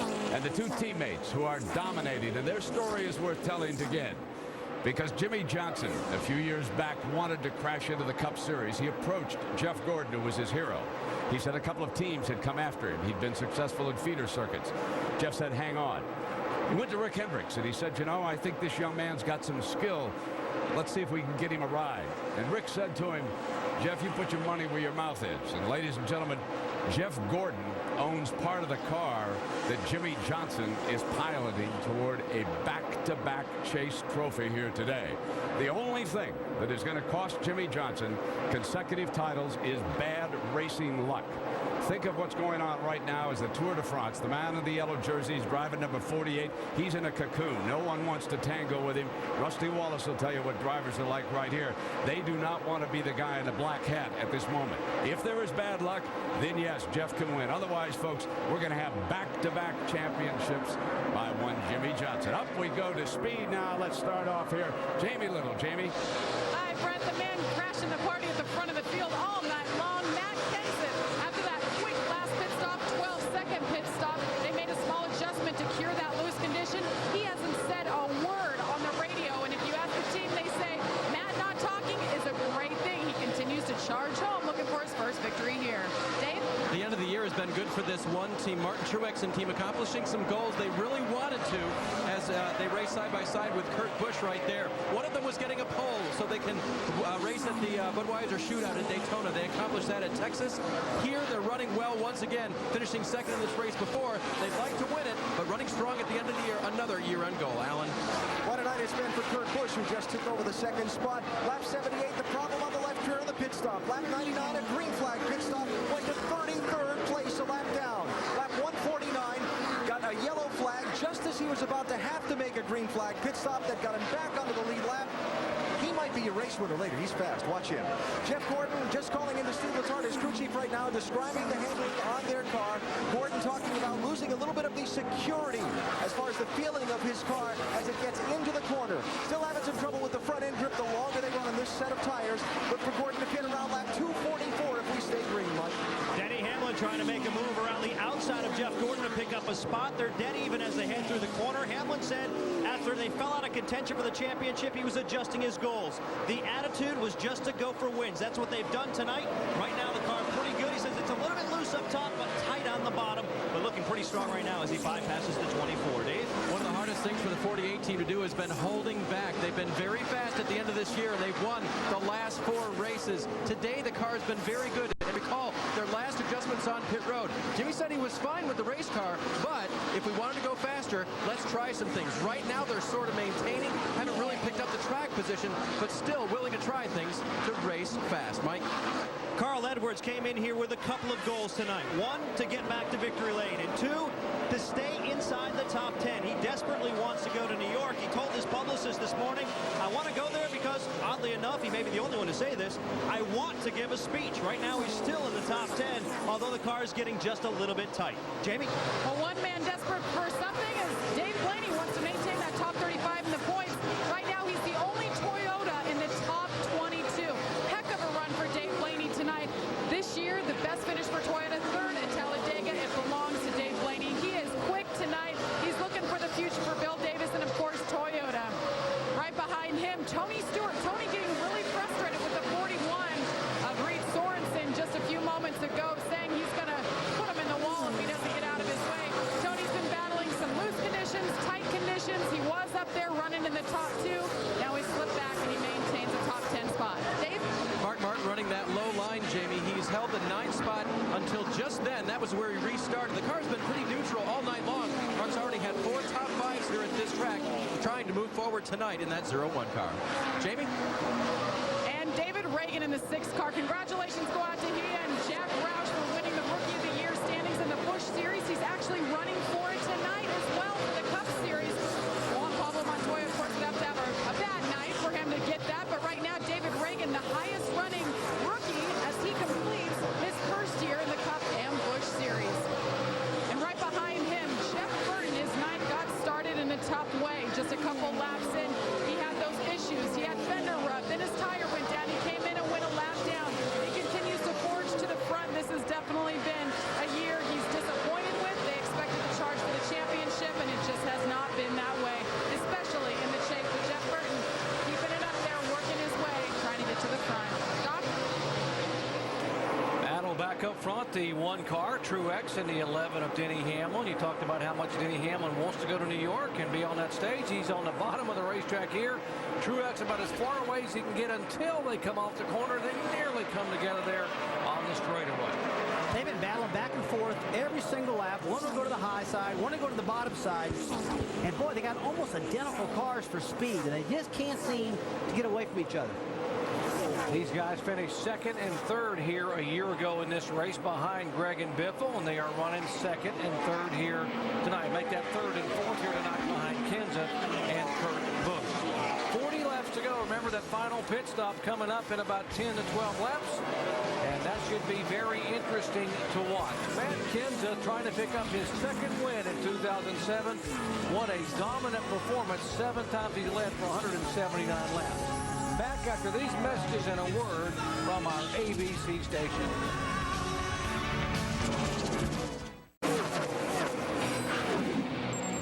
Tonight, the biggest music stars on the planet come together with live performances by Rascal Flatts, Maroon 5, Lenny Kravitz, Fergie, Rihanna, and more. For the first time ever, your vote will decide who wins. Hosted by Jimmy Kimmel and broadcast live from the Nokia Theater, LA. The American Music Awards live tonight following this race right here on ABC. All right, Andy Peter, I got a question to ask you. We were just talking. If this 23's got 2nd place in the points locked up, right? And these cars are, I mean, they're falling off almost 2 seconds because of tire wear. If he pitted right now, I know it's a gamble. How much time do you think he can pick up? And maybe if it goes green, he can win this race. This would be a good time for them to short pit. Just bring Jeff down pit road. Nothing to lose, a lot to gain. Just bring him down pit road. If it goes green, he'll wind up out front and have some track position on these guys. So it'd be worth the gamble. If I was Steve Tart, I'd just roll the dice right here. Roll the dice, why not bring him in, and then if it cycles through, you at least least going to lead a lap, and you may get lucky. So what if it's a mistake? If it's a mistake, he's still got second to points locked up. But at least he can go for a win if he makes the major gamble, which a lot of these guys can't afford to do. That's a great idea. I didn't know drivers would think that. No, you thought that up. Oh. You thought that up. Andy Petrie, you thought that up. I just want to let everybody know he did that. Oh, you've heard that from a crew chief before. Well, when he said that, it got me all excited. I'm thinking, hey, that's pretty smart. Alan? Well, Rusty, it came out of your mouths just about the same time. They were talking about it on Jeff Gordon's team radio. 15 away from pit stop. We're going to have about 20 to go when you leave pit road. I'm going to give you that security back. I tell you what, we're plowing. We need to come early. Now, that's what Jeff Gordon is saying from the car. He is falling back and losing spots. But again, the counterbalance on Steve Letard's position is this. What if something happens to Jimmie Johnson in the late laps? That's what's holding him back for now. He's hesitating on pulling the trigger. And you know, what an agonizing call to make the short pit. It is agonizing, but this is the perfect time to do it. I haven't seen anybody or any reason to think this 48 is going to have any trouble. Just roll the dice. Try to make something happen here. You're not going to finish worse than second in the points, so why not gamble and go for it? Come on, Stevie. Bring him in. All right, Alan, go down there and tell him that our Andy Petrie said pit now. Yeah. And I know Rusty here is going to agree with him. on his mind without me telling him what to do. Really. Okay. Yeah, he gets paid to make those calls. We'll see what's going to happen here. Now, Jeff Gordon, you heard talking about they were going to pit around lap 244 to 245, and that is just about 7 or 8 laps away. Well, somebody heard you. I think the 1 car may be coming a little bit early. Here's Martin Truex Jr. in the 1 car.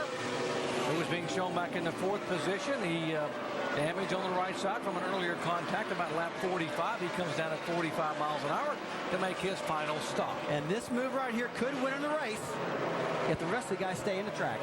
Dave Burns.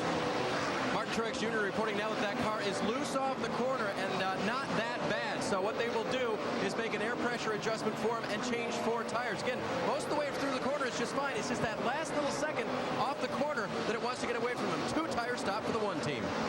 Oh, Bono's rolling the dice here. 2 tires, pitting early. It's probably going to tip the hand of some of these other guys, though. They're going to see this and they're going to, I got to get on pit road. I don't want this guy to get too much time on me. Now it's going to put the pressure back on Robbie Reiser with this 17 car. How long do I leave him out? Well, how long do you leave him out? Well, I'm going to pit him pretty quick. I don't want this guy to get much of a lead on me. I might let him. I'll watch him a lap or 2, and then I'm coming down pit road. How about the guy who's won here the last 3 years in a row? Greg Biffle coming down for what should be his final stop. Mike. And what's more remarkable, to give you some perspective on how remarkable that 3-race winning streak is, did it with 3 completely different setups, and this will be a 4th. The car has been pretty good tonight, although not spectacular. A 2-tire change you see on the 16 car. Looking for some track position here. 16-car Biffle coming out. Now the 24 crew, we are told, are climbing up on the wall, so maybe they are going to come in a little bit earlier than they had anticipated. There are the DuPont guys for Jeff Gordon. They were talking about pitting. You heard Alan Bessick say lap 244, 245. It's 241 right now. So maybe they're going to listen to their driver and say, let's get in there and get some tires. Boy, look what fresh tires does, though. I mean, the 1 car is just shooting around that 24. Watch that. Acceleration. Gone. Boy, new tires. That's Mr. Feel-Good right there when you get those babies on you. This time. 4, 10, 4. I think he pitted too late, Andy. Yeah, he's pitted too late to get the advantage. Now the move might be to get 4 tires and give up a little track position, but have better tires in case the caution does come out right after this, and then they'll have better tires than the other guys. I'd do something different. I wouldn't do what they're doing. That's what I do. I do 4 tires. I agree with you. Here comes a 24 car, which could possibly be the final pit stop of the year. Try to fill it up. And Steve Letard watching his driver come down pit road here, getting ready to make this stop, talking about it on the radio to Jeff. Here he comes to his pit stall. Now, remember, they've run a full fuel load, so they're going to have to sit here and wait. If they choose to take 4 tires, they won't be here that much longer because they have to get the car, well, actually, they don't have to get the car full of fuel because they only have a few laps to go. But remember, the car is empty. If they choose to fill it for handling purposes, they'll be there that long for the 4 tires. All right, they went for the 4 for the handling, and they're going to hope this thing is just going to flat fly on the racetrack right now. While Matt Kenseth is staying on the track, and Kurt Busch and Hamlin. Oh, there he goes. Look at this, Andy. Here comes Kenseth in. You heard Robbie Reiser, guys. They couldn't afford to leave him out. It's headed down to you, Jamie Little. And Robbie Reiser perhaps making his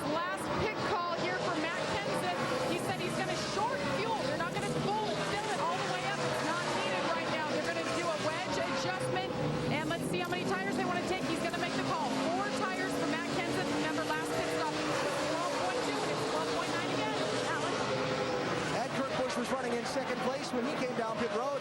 Little trouble on the right rear. Had to go back and catch a lug, it looked like. They'll come around on a 4-tire change here for Kurt Busch. We'll see what kind of time this might cost him to Matt Kenseth, Dave. Down to the Nerve Center where Chad Knaus came down from the pit box moments ago to have a group huddle with his team. They talked about the final stop, staying together. Jimmie's a little bit close to the pit wall, but they do manage to get the car jacked up just fine. A 4-tire change, slight air pressure adjustment. Pretty comfortable for the driver right now, according to the driver. Mike. The call from Mike Ford on the 11 cars for 4 tires and fuel, but only a can and a half of fuel. They go to work now on the left-hand side, making their service there. He's down and away. Carl Edwards now in. We mentioned how badly he wants to stay inside the top 10. A very quick pit stop. He's away after a 2-tire change.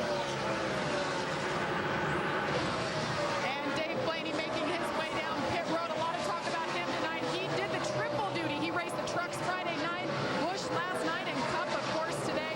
Car's been running great. He's had no problems, hasn't complained about the car at all. Great run for him to end out this season with another top 10 finish. Dave Blaney been the top running Toyota driver for multiple races in a row. Now they're going to do 4 tires, no changes on that 22 for Dave Blaney. Let's go to Mike. And Juan Pablo Montoya has been searching for the optimum line throughout the course of the evening. Right now he's been running the middle groove.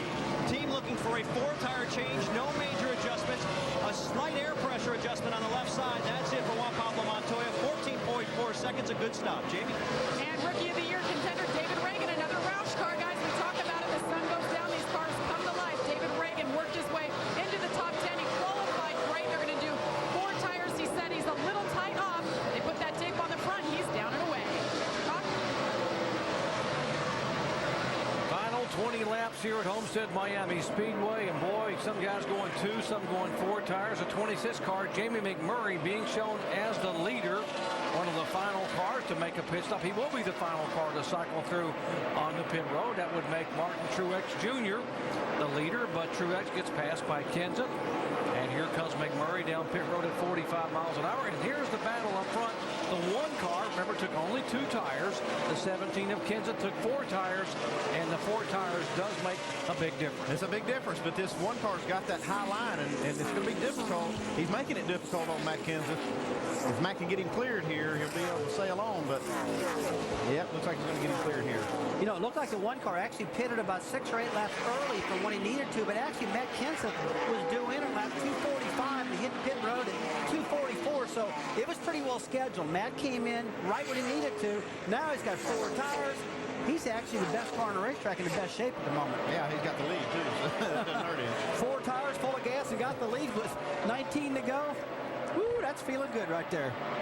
What about Gordon and Johnson, folks? They've been inseparable in the garage, inseparable on the racetrack and in the point standings, and they are currently 6th and 7th. Jeff Gordon is 6th, and there's Jimmie in 7th spot. 1 position away, and the interval is 87 points.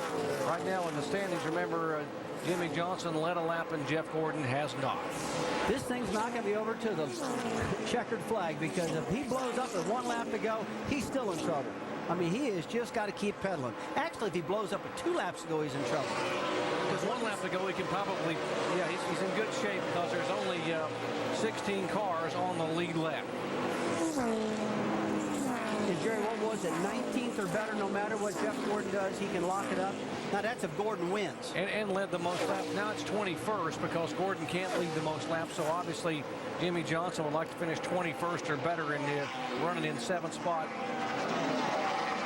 17 laps to go.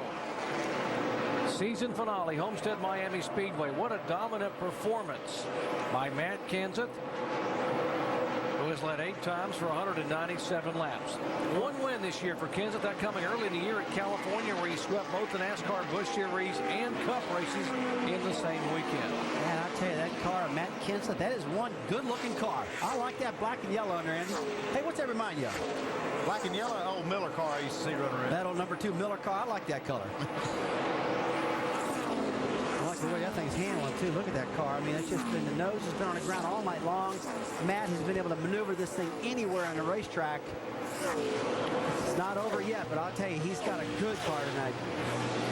Well, coming up later tonight, 10 o'clock Eastern time on ESPN, NASCAR Now. We'll close out our season coverage, update you on all that happened here in this season finale for the NASCAR Craftsman Truck Series, the NASCAR Craftsman NASCAR Nextel Cup Series.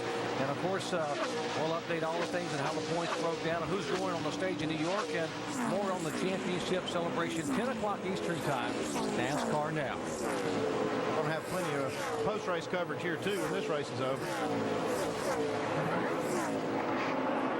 Caution, Tony Stewart, issues on the racetrack with the 20 car. Whoa, man, he's hit this far. He's hit hard here. Or the whole back end off of it, the left side. Here, see if we can fix it now. Here, see if you can fix it now. Obviously, he's probably pretty upset with the way he was handling. He's really upset now. Tony Stewart, 7th caution flag. We got to put more tires on this thing. Greg Zipadelli. And Doc, I was just about to say, I saw the 07 car, Clint Boyer, come down pit road with another problem, and maybe Tony Stewart could have caught him, but now it's not going to happen because they both had the same problem on the same lap. So we see what happened to Stewart, top of your screen. The car just by himself just spins backwards and tags the wall and then slams it with the left front. And you never see Tony Stewart hardly ever losing a car. He's one of the best drivers out here, especially with a loose car, so this thing had to be Yeah, you got to think really he's dealing with some kind of an issue there because that car just snapped around on him. Okay, what are these guys going to do here?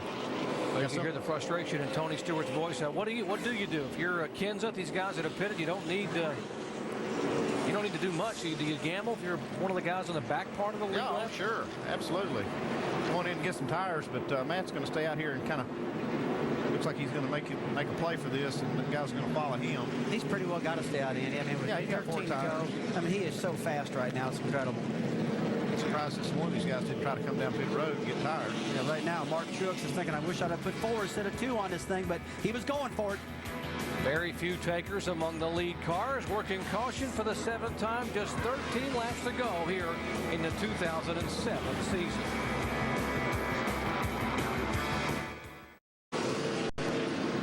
Back at the Homestead Miami Speedway, Jimmie Johnson races in 7th position with teammate Jeff Gordon in sight. Chad, what are the thoughts right now? You can see the 24. You know where he is. Yeah, I mean, obviously at this point, all we need to do is just kind of keep him in eye shot and we'll be okay. And that's kind of the goal at this point right there. If they would have pitted, we probably would have come down and pitted with them.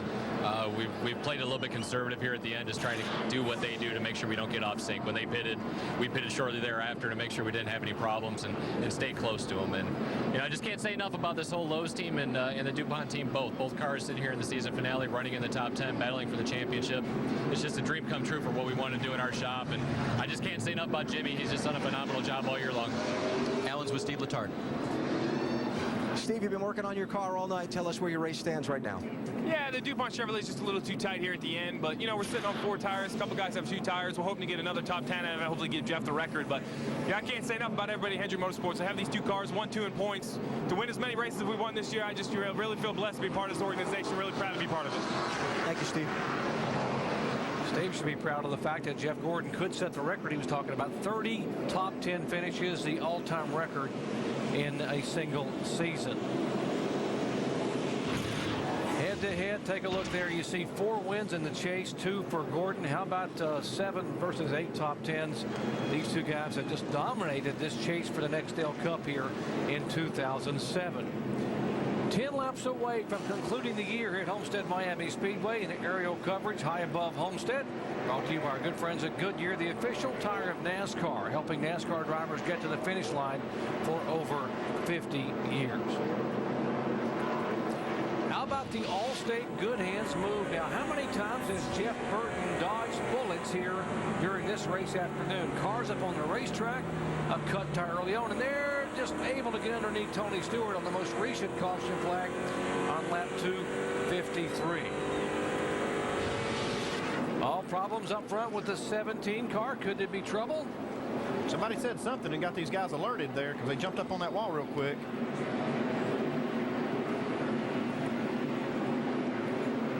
Pace car off the racetrack. Kenseth, remember we told you that he had a battery issue. Does he have the voltage? He's worried about some brake fluid. Can he hang on for 10 more laps? Green flag. Kenseth leads him down. Truex Jr. there. Kurt outside for second spot. Kurt Busch in the 2 car had the fastest car on the track before that caution came out. And man, he just blew past everybody. Kenseth's got a good start, but Kurt Busch is flying right now. Now he's got nobody between him and that 17. And boy, he needed all the time he can to catch the 17 car Kenseth, but we'll see if he can do it. But he did everything he could do now. He's cleared him. We're hearing possible flat right front or concerns about the right front on the 17 car of Kenseth. It's pretty fast right now. I think he looks pretty good. I can't imagine he would have a flat tire as fast as his car's running. Yeah, his lap speeds look real good right now, although Kurt Busch is faster by about 0.2 of a second. And with 9 laps to go, he can catch him, Jerry. Battle for third, right side of your screen, the 1 and 11. Denny Ham on the 11, the 1 car of Martin Truex Jr. Here comes Gordon into the fray. Gordon's been great on these short runs, so he might be able to get a couple spots here. Gordon is 5th right now. Jimmie Johnson, you heard Chad Canal say we just want to keep Gordon inside. Jimmie Johnson back in 7th position. Well, I think that 17 car is okay right now. This last time by 1/10 of a second faster than Kurt Busch. Must have had some rubber buildup on the right front tire, causing the driver to feel like the tire was flat, really when it wasn't. Battle for third position as the 1 car, and now the 24 car. Jeff Gordon up on the steering wheel. 7 laps to go, and they're going to go 3 wide off the corner. Boy, those 2 tires on Mark Truex is really killing his car right now. The 4 tires with Gordon is just outrunning them big time right at the moment. Last lap by, the 2 car was faster than Matt Kenseth. He's got 6 laps to get it done. These 2 are swapping it back and forth, and maybe the 2 car of Kurt Busch can actually get a little bit of a draft off the lead car Kenseth and catch him in the straightaways, Andy. Kurt Busch a 10th quicker that lap as well. Laps winding down. 6 laps to go. You're the man. Go get it, bud. Got to be nervous. This Kenseth has been all night long leading this race with now Kurt Busch chasing him down, and he thinks he's got it locked up, but he really doesn't at the moment because Busch has just got one fast dodge right now. See the 24 car flashing by. Gordon now up to 4th position. The 48 car, there's Jimmie Johnson back in 7th spot. He's got to hang on for 5 more laps, and he'll be a 2007 Cup Series champion. He's just sitting in the rocking chair right there, not going to push anything. There's Stewart's car, his damaged car limping around here. Interval stabilized somewhat up front between Kenseth and Kurt Busch as Kenseth now back up on the wheel, and it stayed at about 10 to 12 car lengths. They run identical laps last lap. And right now, Tony Stewart needs to stay going because Kurt Busch is only 20 points behind him at the moment. So it's crucial that Stewart stays on the racetrack to hold that 6th position in the points at the moment. The 1 car, by the way, you have Truex back 11th in points. You know why he's battling. He wants to get in the top 10 and get on that stage in New York if he possibly can, and also get a good finish here in the finale. Hamlin goes by 3rd. Gordon is 4th. Edwards 5th. And now Truex, as you mentioned, Rusty, only 2 tires are sitting up. He is dropping back. Johnson's trying to get past Truex in the bottom of the racetrack right now. He's been running the middle to the top. Now he's dead on the bottom. He's just going to take advantage. He's not going to push it. He's not going to push it. He's just 2 laps away from the championship. The only thing that could ruin it here would be to push too hard and wreck the car. We watched him all year long, Andy. I think he's going to go for it. What do you think? I mean, he's on that bottom. He'll take it if it's there, but he's not going to push the issue. Wasn't going to back into a championship. You see wife Shanny sitting there right side watching, not really wanting to watch. Chandra, Jimmy's wife, watching, hoping, and probably wondering about all the discussions they've had the last few weeks. All right, white flag, last lap, guys. It's been a long year. Jimmie Johnson in 7th position, trying to battle to get in the 6th spot. Up front, Matt Kenseth, dominant performance by the Wisconsin driver in the final ride with Robbie Reiser, his longtime friend and crew chief atop the box. Reiser will bid farewell and become general manager at Roush Fenway. But what a way to go out as Kenseth comes out of turn 4, and Matt Kenseth will win the season finale at Homestead Miami Speedway.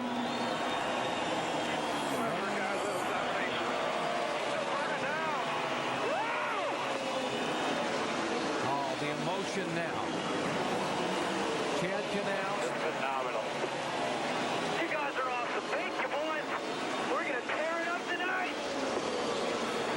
back-to-back championship. And you could see the emotion just pour out in the face of Chandra there. Chandra Johnson, Jimmie's wife, and now Jimmie can put the net down, take a deep breath, because he has done it, folks. Thank you to everybody on the 24 team. Steve Latar. Oh, there's the hug. Chad Knaus, oh my gosh, what a family in this Hendrick Motorsports team. And look there, they're the two drivers. 86-point lead, but you never know until it's completely over, and it's finally done.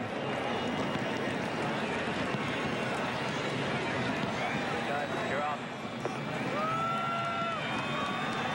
Yeah, there you go. Chad Knaus, thank you, everyone. Fantastic.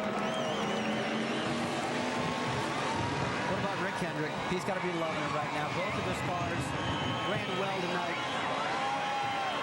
Celebration will begin. The last driver to win back-to-back championships was Jeff Gordon in 97 and 98, and now double burnouts. Matt Kenseth takes the win in dominant fashion, and Jimmie Johnson becomes the champion for the second year in a row.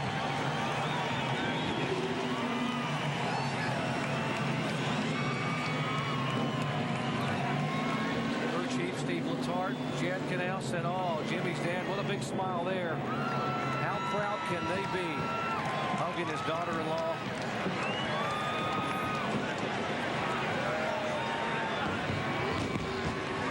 Rick Hendrick, you heard his story, the rags to riches story, wife Linda. And Kenseth made just a bony engine in the race-winning car, but he doesn't care. He celebrates, and there's the championship flag for Jimmie Johnson. He began the day on the pole in the final race of the year, and he ends the night as the series NASCAR Nextel Cup champion. Let's go down to Dave Burns. Chad Knaus getting probably the hug from the man who appreciates it most, Rick Hendrick, car owner. Chad, last year was an accomplishment for the whole 48 team, actually for the whole organization. What does it mean to repeat? Man, I don't know. It still hasn't hit me yet. It's a testament to these guys and everybody at Hendrick Motorsports and what they do and the preparation that goes into what happens with our race cars, with our engines, with our chassis. I mean, just everything. It was such a difficult season for everybody with the COT and the development of that car and that chassis, and then obviously with General Motors and NASCAR bringing out the R07 for the Chevrolet teams, it was even more difficult for us. And the guys in the engine shop just did a great job, Jim Wall and Jeff Andrews, of getting those engines out there for us and making it to where they would live and build great power. So I just don't, I mean, I'm beside myself, I'll be quite honest. It's a great day, it's a great feeling, and man, I can't wait for Daytona. You guys didn't have too many hiccups out there at all today. How difficult was it to dial back this weekend, Chad, and just make sure you didn't lose? Well, we really didn't dial back. You know, obviously we came here with the thought process of doing everything we could to sit on the pole. We were fortunate enough to be able to do that. We wanted to have a race car that Jimmie could really do whatever he wanted with, and fortunately enough, we were able to get it. It's not always easy to do, but our car was really, really good today, and I kind of wish we weren't going for the championship because maybe we'd been a little bit more aggressive and tried to go for the win. But obviously, you have to do what's first and foremost on your mind, and that was win the championship. It's a long season, and for the guys out there that we're racing against, it's pretty phenomenal what we've had. And you know, congratulations to Robbie Reiser and Matt Kenseth. You know, Robbie, his last race as crew chief with Matt, to go out there and win. That's pretty phenomenal. All right. Well, Chad, Jimmie said something about a party, so we'll let you go. Congratulations, and once again, Chad, thanking everyone at Hendrick Motorsports. That's a big team effort, Mike. And Dave, speaking of parties, there's a party in the 17 camp, no doubt. Robbie Reiser just leaned in the cockpit and congratulated Matt, but this is a pretty special win, I would imagine, for you as you walk off a winner here in Homestead. Oh, no doubt about it. First of all, I'd like to congratulate Jimmie Johnson, that whole race team, and Hendrick Motorsports for what they've done. But man, did we come on at the end of the season, you know. What a performance by our team. You know, we got so far behind in this chase, and it looked like we weren't going to get out of 12th there for a while. But a coming run like this at the end of the year is just a privilege to be a part of this 17 bunch. I mean, the DeWalt guys have been on the money on pit road all season long, and this is the end of my DeWalt segment, I guess, if you want to say that. But I'll be back to work tomorrow morning working on race cars. So, you know, I'm trying to help them win another championship and help Roush Fenway win a championship. But what an honor and a privilege to work with Matt Kenseth and that whole group, and really looking forward to Chip Bolin taking this team over and doing a lot better job than I did. To win in your final race as a crew chief, what are the emotions right now? Well, you know, I'm not not a real emotional guy, you know. I enjoy racing. I love the race. My dad brought me up that way. You know, that's what I am. I'm a racer. Congratulations, Robbie. Thanks a lot. Not a bad way to walk off, Doc. Robbie Reiser saying farewell. What an effort. Matt Kenseth, he blew a tire with that burnout. And he finishes the year as a winner at Homestead Miami Speedway. Jamie Little. Oh, it's a Gatorade bath down here.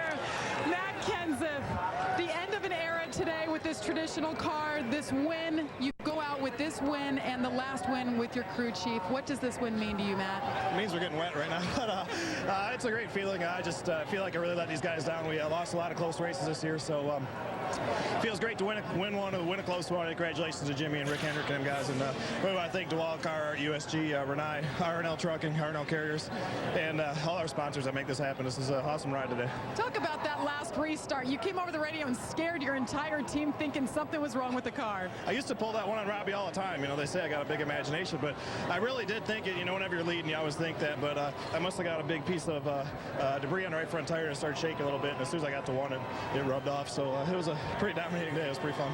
How about you and Robbie's ride? From the beginning, he's the only crew chief you've ever known. What are you going to miss about working with him? Well, it's cool going as a win, you know, and I'm going to miss working with him on Sundays, but, you know, he's not going far. You know, he's going to manage the shop, and I really think that his presence is really going to be a big plus for everybody at Roush Fenway Racing. I think it'll make everybody stronger, and, you know, I'll miss him doing it, but yet I'm looking forward to the challenge and looking forward to making the company stronger. You going to take this car home now? I don't know. Blew the quarter panel off it, so at least we don't have to race it again. They're not ever going to race it again. Congratulations. Second win for Matt Kenseth. Doc? Jamie, it came down to two drivers in one race and one championship. Jeff Gordon drove as hard as he could drive today. He will finish fourth in this race, second in the championship points. And there's the guy who becomes the champion again in 2007. Jimmie Johnson, 2 in a row in championship. We'll come back to capture the stories and the emotion in just a moment.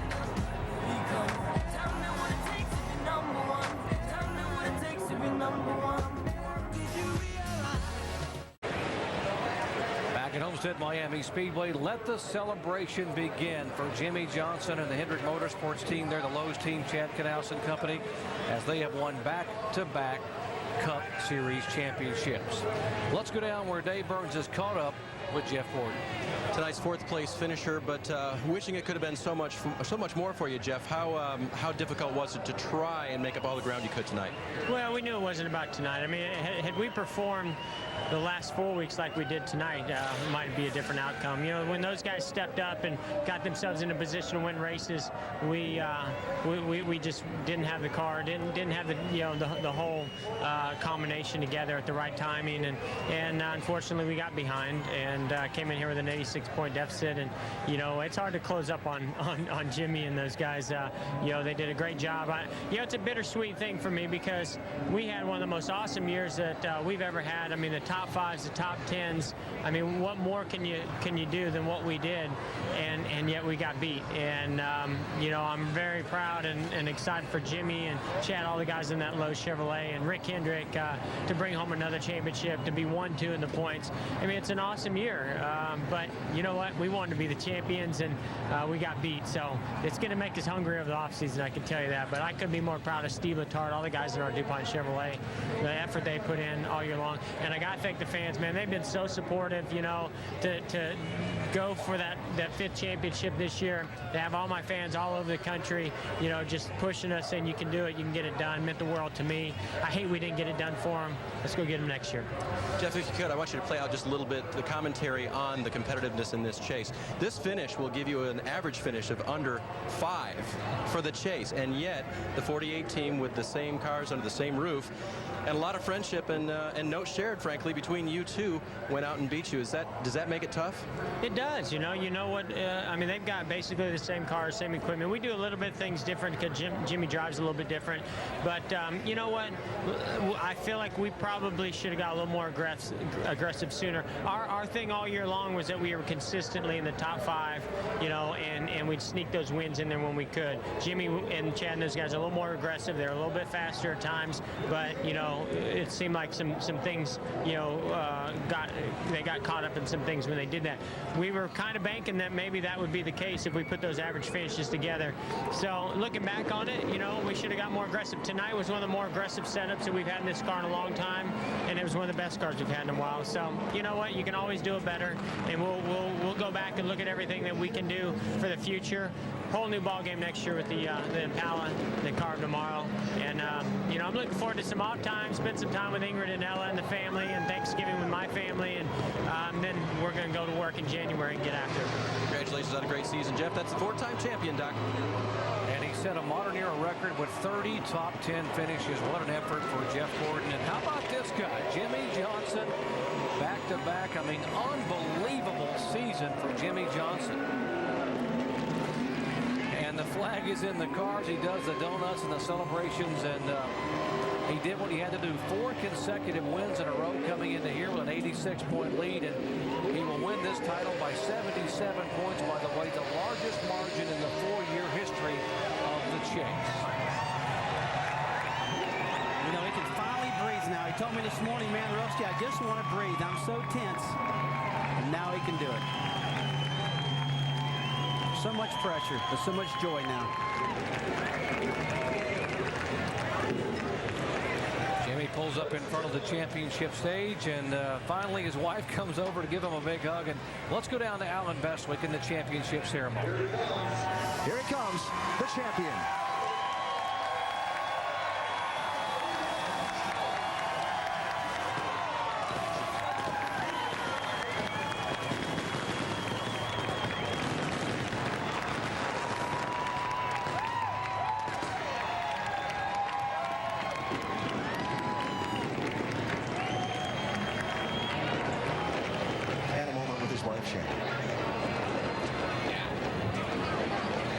Congratulations, the champion again. Last year when you got out of the car, yeah, set that down, it's probably a little heavy after a 400-mile race.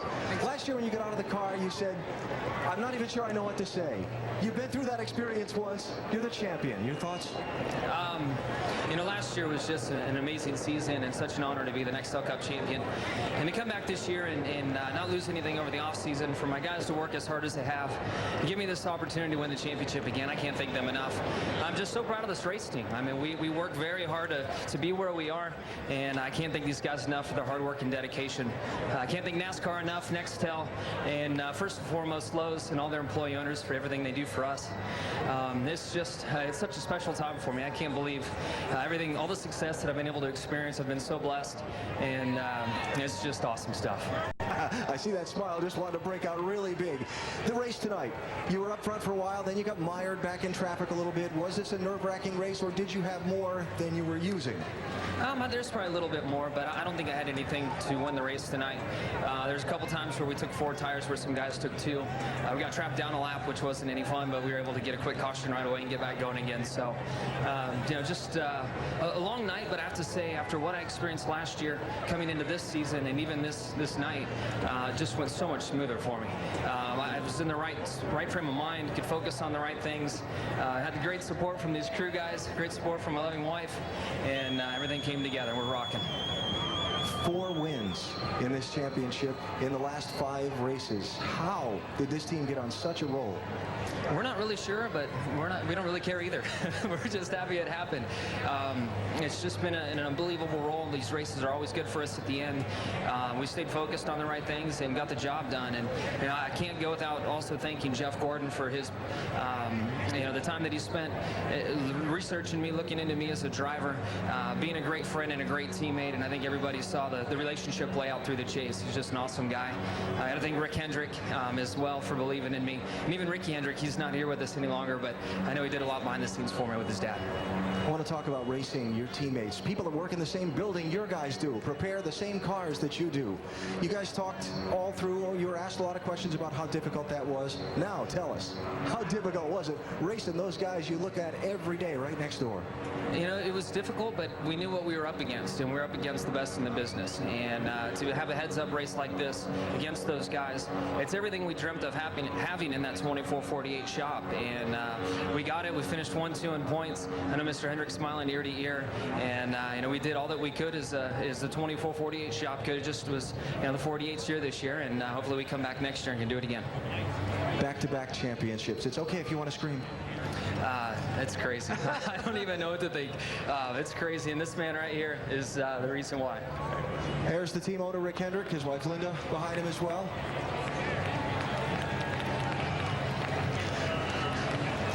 Mr. Hendrick, you know we're not going to let you get away without a question. Your 7th championship in this division, which is something incredible. Your thoughts? Well, you know, you always hope that you can win one of these things, and I'm so proud of these guys. They've worked hard, and what an unbelievable year he's had. And Jeff, I'm just so proud of Jimmie and his team. And you know, to get back-to-back, it's hard to do in this sport. So we're excited, and hopefully we can carry this momentum into next year. How difficult was this for you to have 2 of your drivers going head-to-head for this title? This is really tough. I mean, you know, they work so hard. They work together. We share information, and you think it's going to happen. It could happen. That's what you want to see, it come down like this to the 2 cars. But man, it is tough, because it's like having a state championship in baseball, and you got one kid pitching and one batting, and somebody's got to lose, and it's a tough deal. You came very close to getting very wet there, but they missed you. My last question for you would be, what does the owner get out of winning? What does the owner get out of a championship? You're not behind the wheel. You're the man pulling all the strings in the business sense of the things, but what's the payoff for you? Well, you know, when you see guys like Chad Knaus that started just, you know, doing body work on the 2014, that come up through the ranks and become a crew chief. I remember Jimmie when he was 16 years old and we ran a late model car, and then to watch him become a champion, just to be a part of it, to see Jeff Gordon when he started, Kyle, Casey, and all the guys that helped along the way, to just see Stevie and those guys just blossom and become one of the best in the sport. And you think back to the day when they were just working in the shop cleaning up, and it makes you awful proud. So I'm just really excited about being a part of it, and they deserve it. They worked hard a lot of years, and this is the kind of the fruits of all that labor. Congratulations, Mr. Hendrick. Congratulations, Jimmie. Chad, we talked to just a minute ago. Congratulations. There's going to be a big check and a trophy presented to these guys formally in just a little while, Doc. Alvin, the last time 2 teammates finished 1-2 in the championship, they were also Hendrick cars. 1996, when Terry Labonte beat Jeff Gordon for the championship. And again, the Hendrick teams do it 1-2. What an effort for Rick Hendrick. You can see it's all about family. You saw Casey Mears in hugging there. Jeff, all the guys up there just celebrating a championship. Back-to-back wins. There is the NASCAR Nextel Cup that goes to Jimmie Johnson and the Lowe's team for the 2nd year in a row. What a performance here down the stretch in the chase for the Nextel Cup. Back with more from Homestead, Miami after these messages and a word from our ABC stations.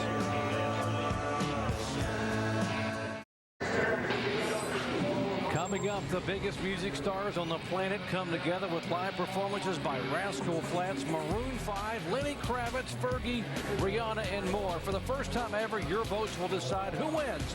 Hosted by Jimmy Kimmel and broadcast live from the Nokia Theater, LA. It's the American Music Awards live tonight, coming up following our coverage here at Homestead, Miami on ABC. Championship celebration ongoing, and here is winner's circle, victory lane, Matt Kenseth. But what a performance down the stretch for Kenseth. 5 consecutive top 5 finishes, including the win here.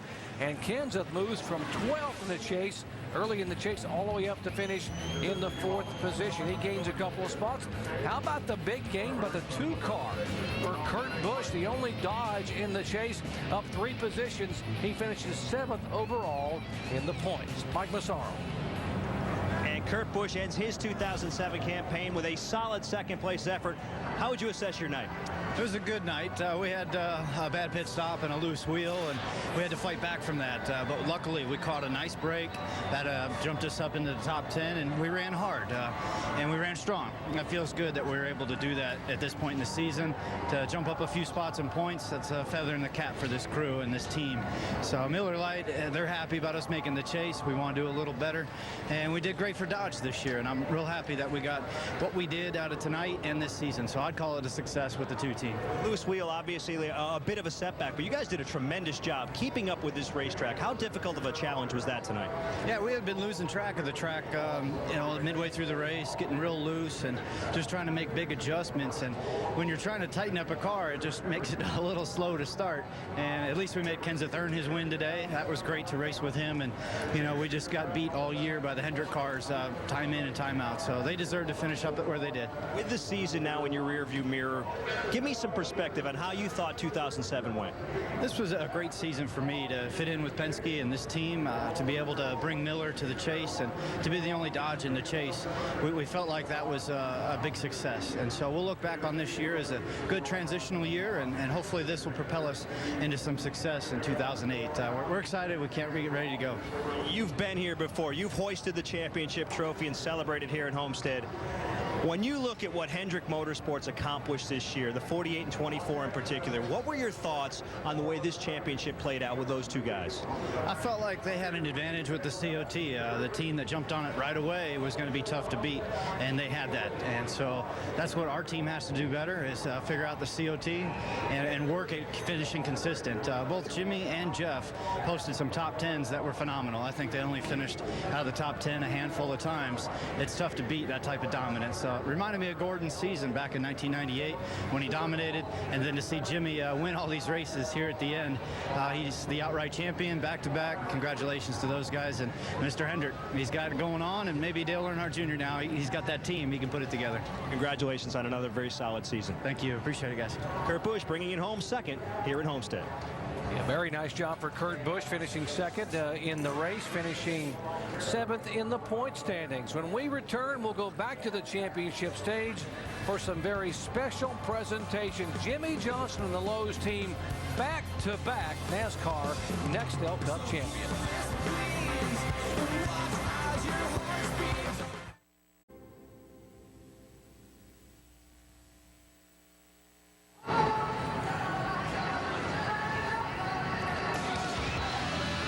Big hug from the family there. Jimmie Johnson giving his dad, his family a big hug, and it's all about family here and how much the support he had growing up as a youngster in El Cajon, California.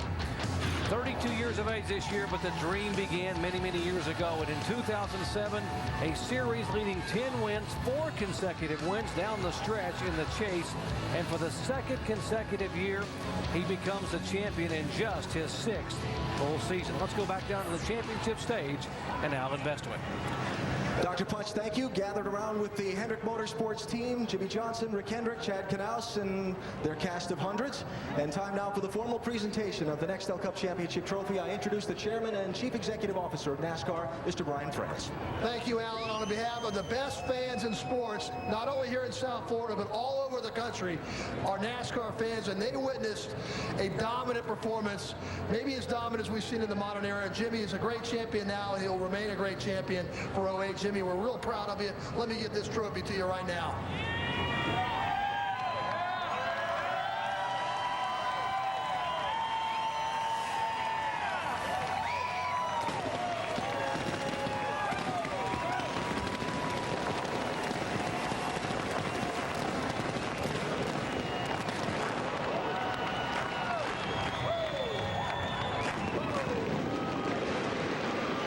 Thank you, Brian.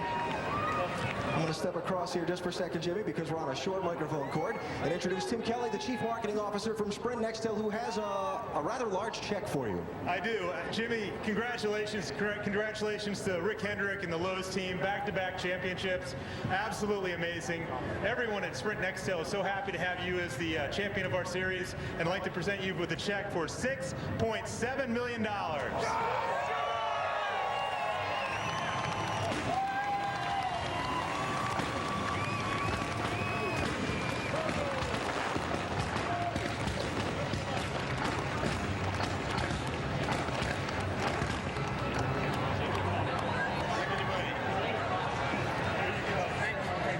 Mr. Kelly has one more presentation because there's someone else here that's going to get a rather large check because Jimmie Johnson won this championship. We have more money to give away, Jimmy, and you'll be happy to know that Terry Randall of Las Vegas, Nevada, selected you as her driver in the Sprint Speed Millions contest.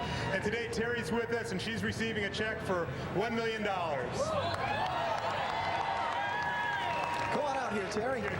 Let me step back here.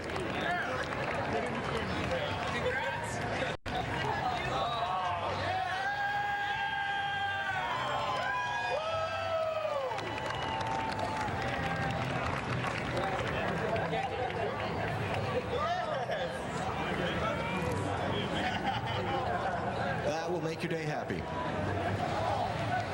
So Jimmie Johnson is the NASCAR Nextel Cup Series champion for 2007. Congratulations to the whole Hendrick Motorsports team here on the stage.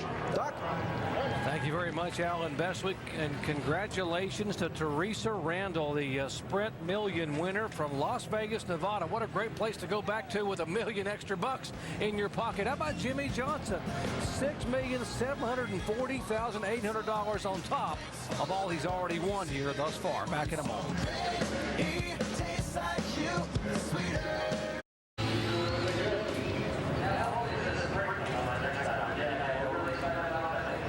Championship celebration continuing, Homestead Miami Speedway, and Jimmie Johnson and this crew have done it, and as they raise the flag as Jimmie Johnson, the official 2007 NASCAR Nextel Cup champion, 2 years in a row.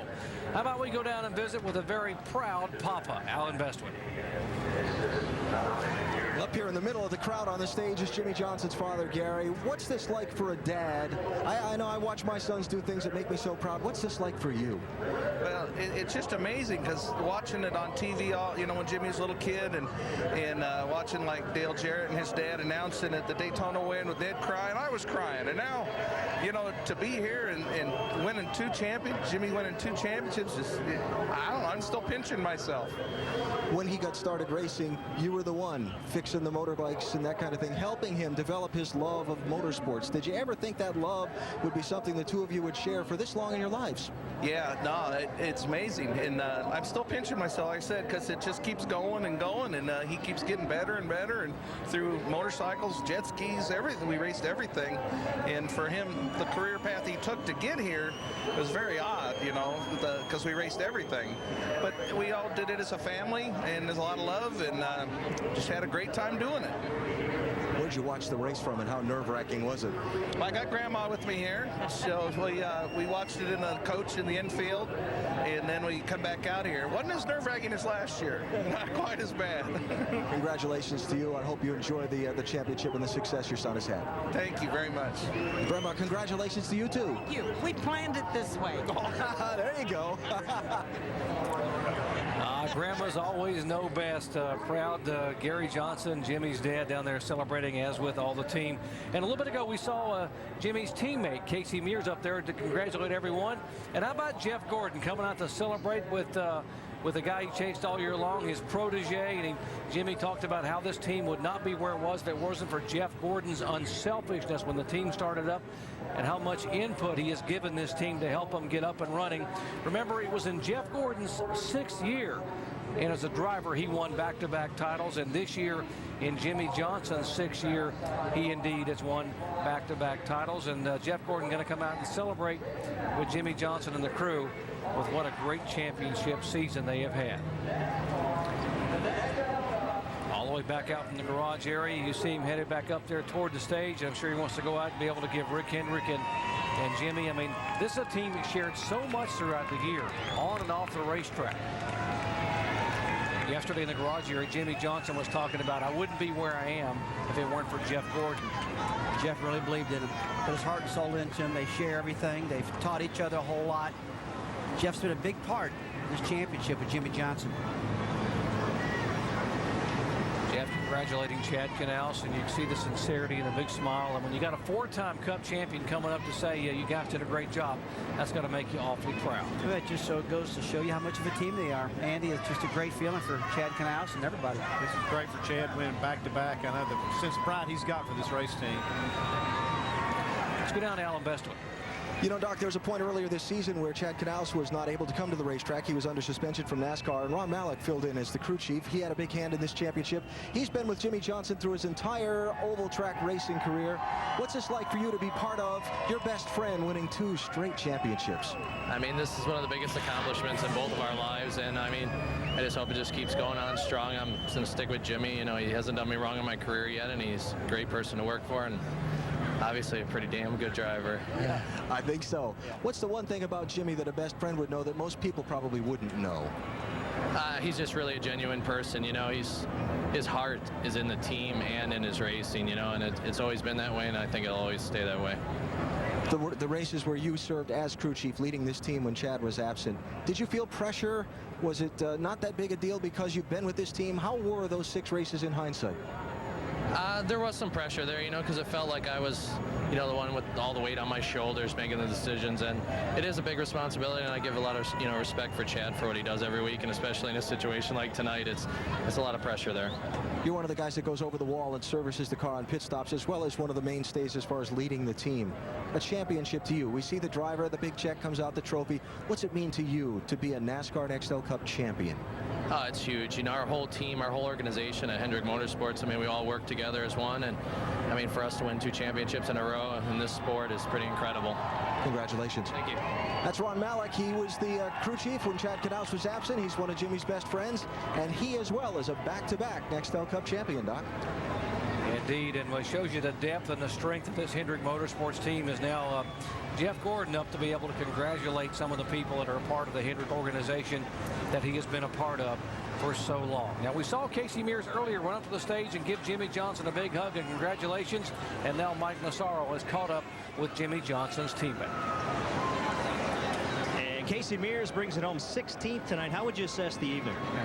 We had a long night. We did, but you know, I'm so proud of what Jimmie and Chad and all those guys on the 48 Lowe's team have accomplished this year. Hendrick Motorsports is just a great place to be. We got caught up a little bit this year and didn't get exactly what we wanted, and didn't have the run tonight for sure that we wanted for the National Guard and GMAC. But again, I'm just so excited for what Jimmie and those guys have accomplished. It's unbelievable.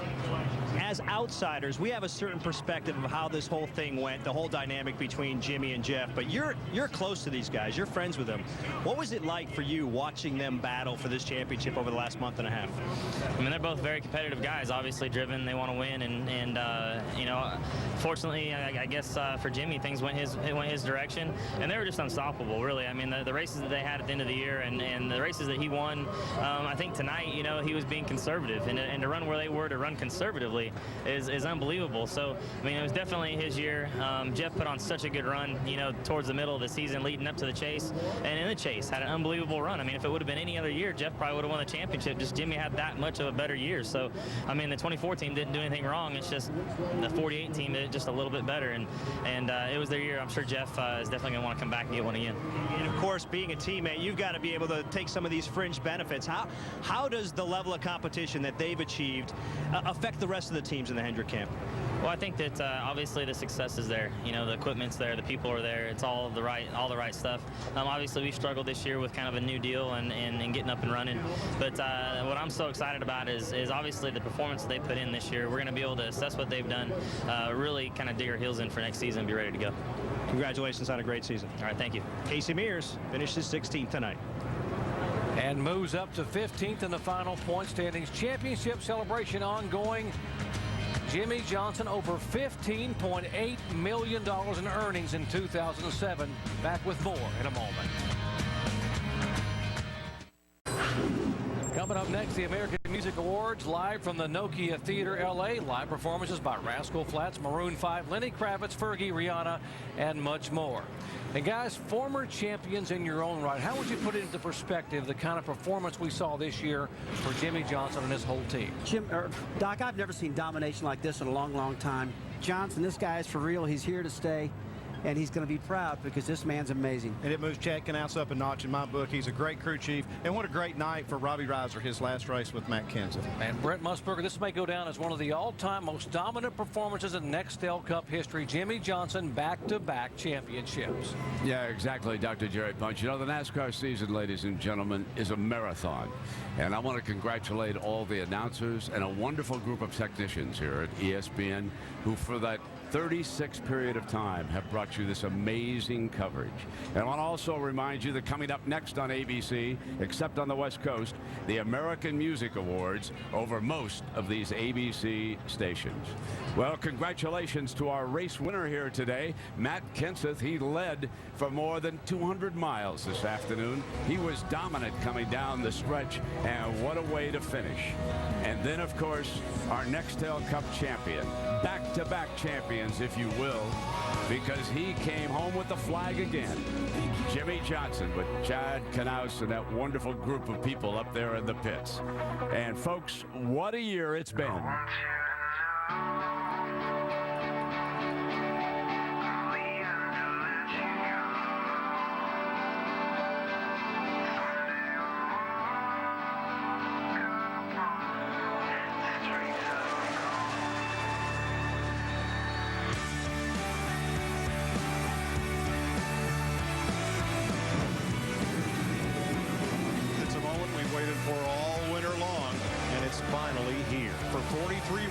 The journey begins now. My beautiful 9-year-old asking her mom why Daddy cheated the rules. That'll hurt you.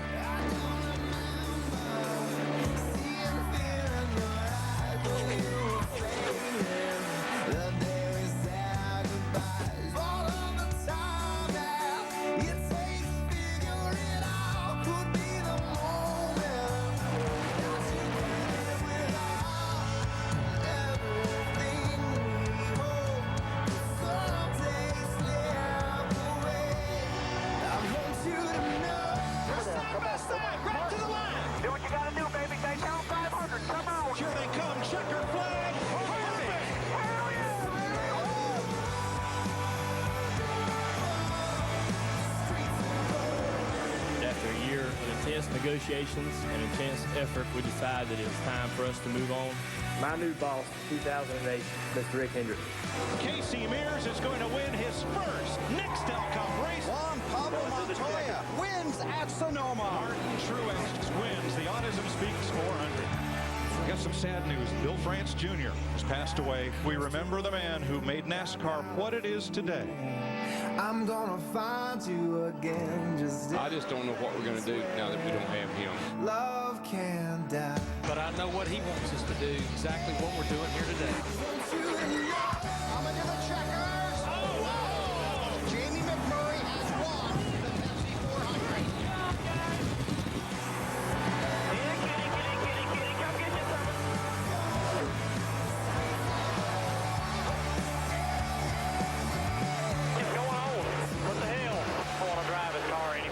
The field is set for the 2007 NASCAR Chase of the Nextel Cup. Race number 1 in the chase, and Clint Boyer becomes the 4th first-time winner.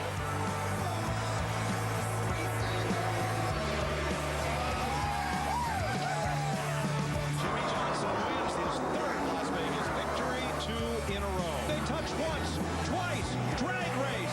Jimmie Johnson, their 4th win of the season. His 5th win of the year.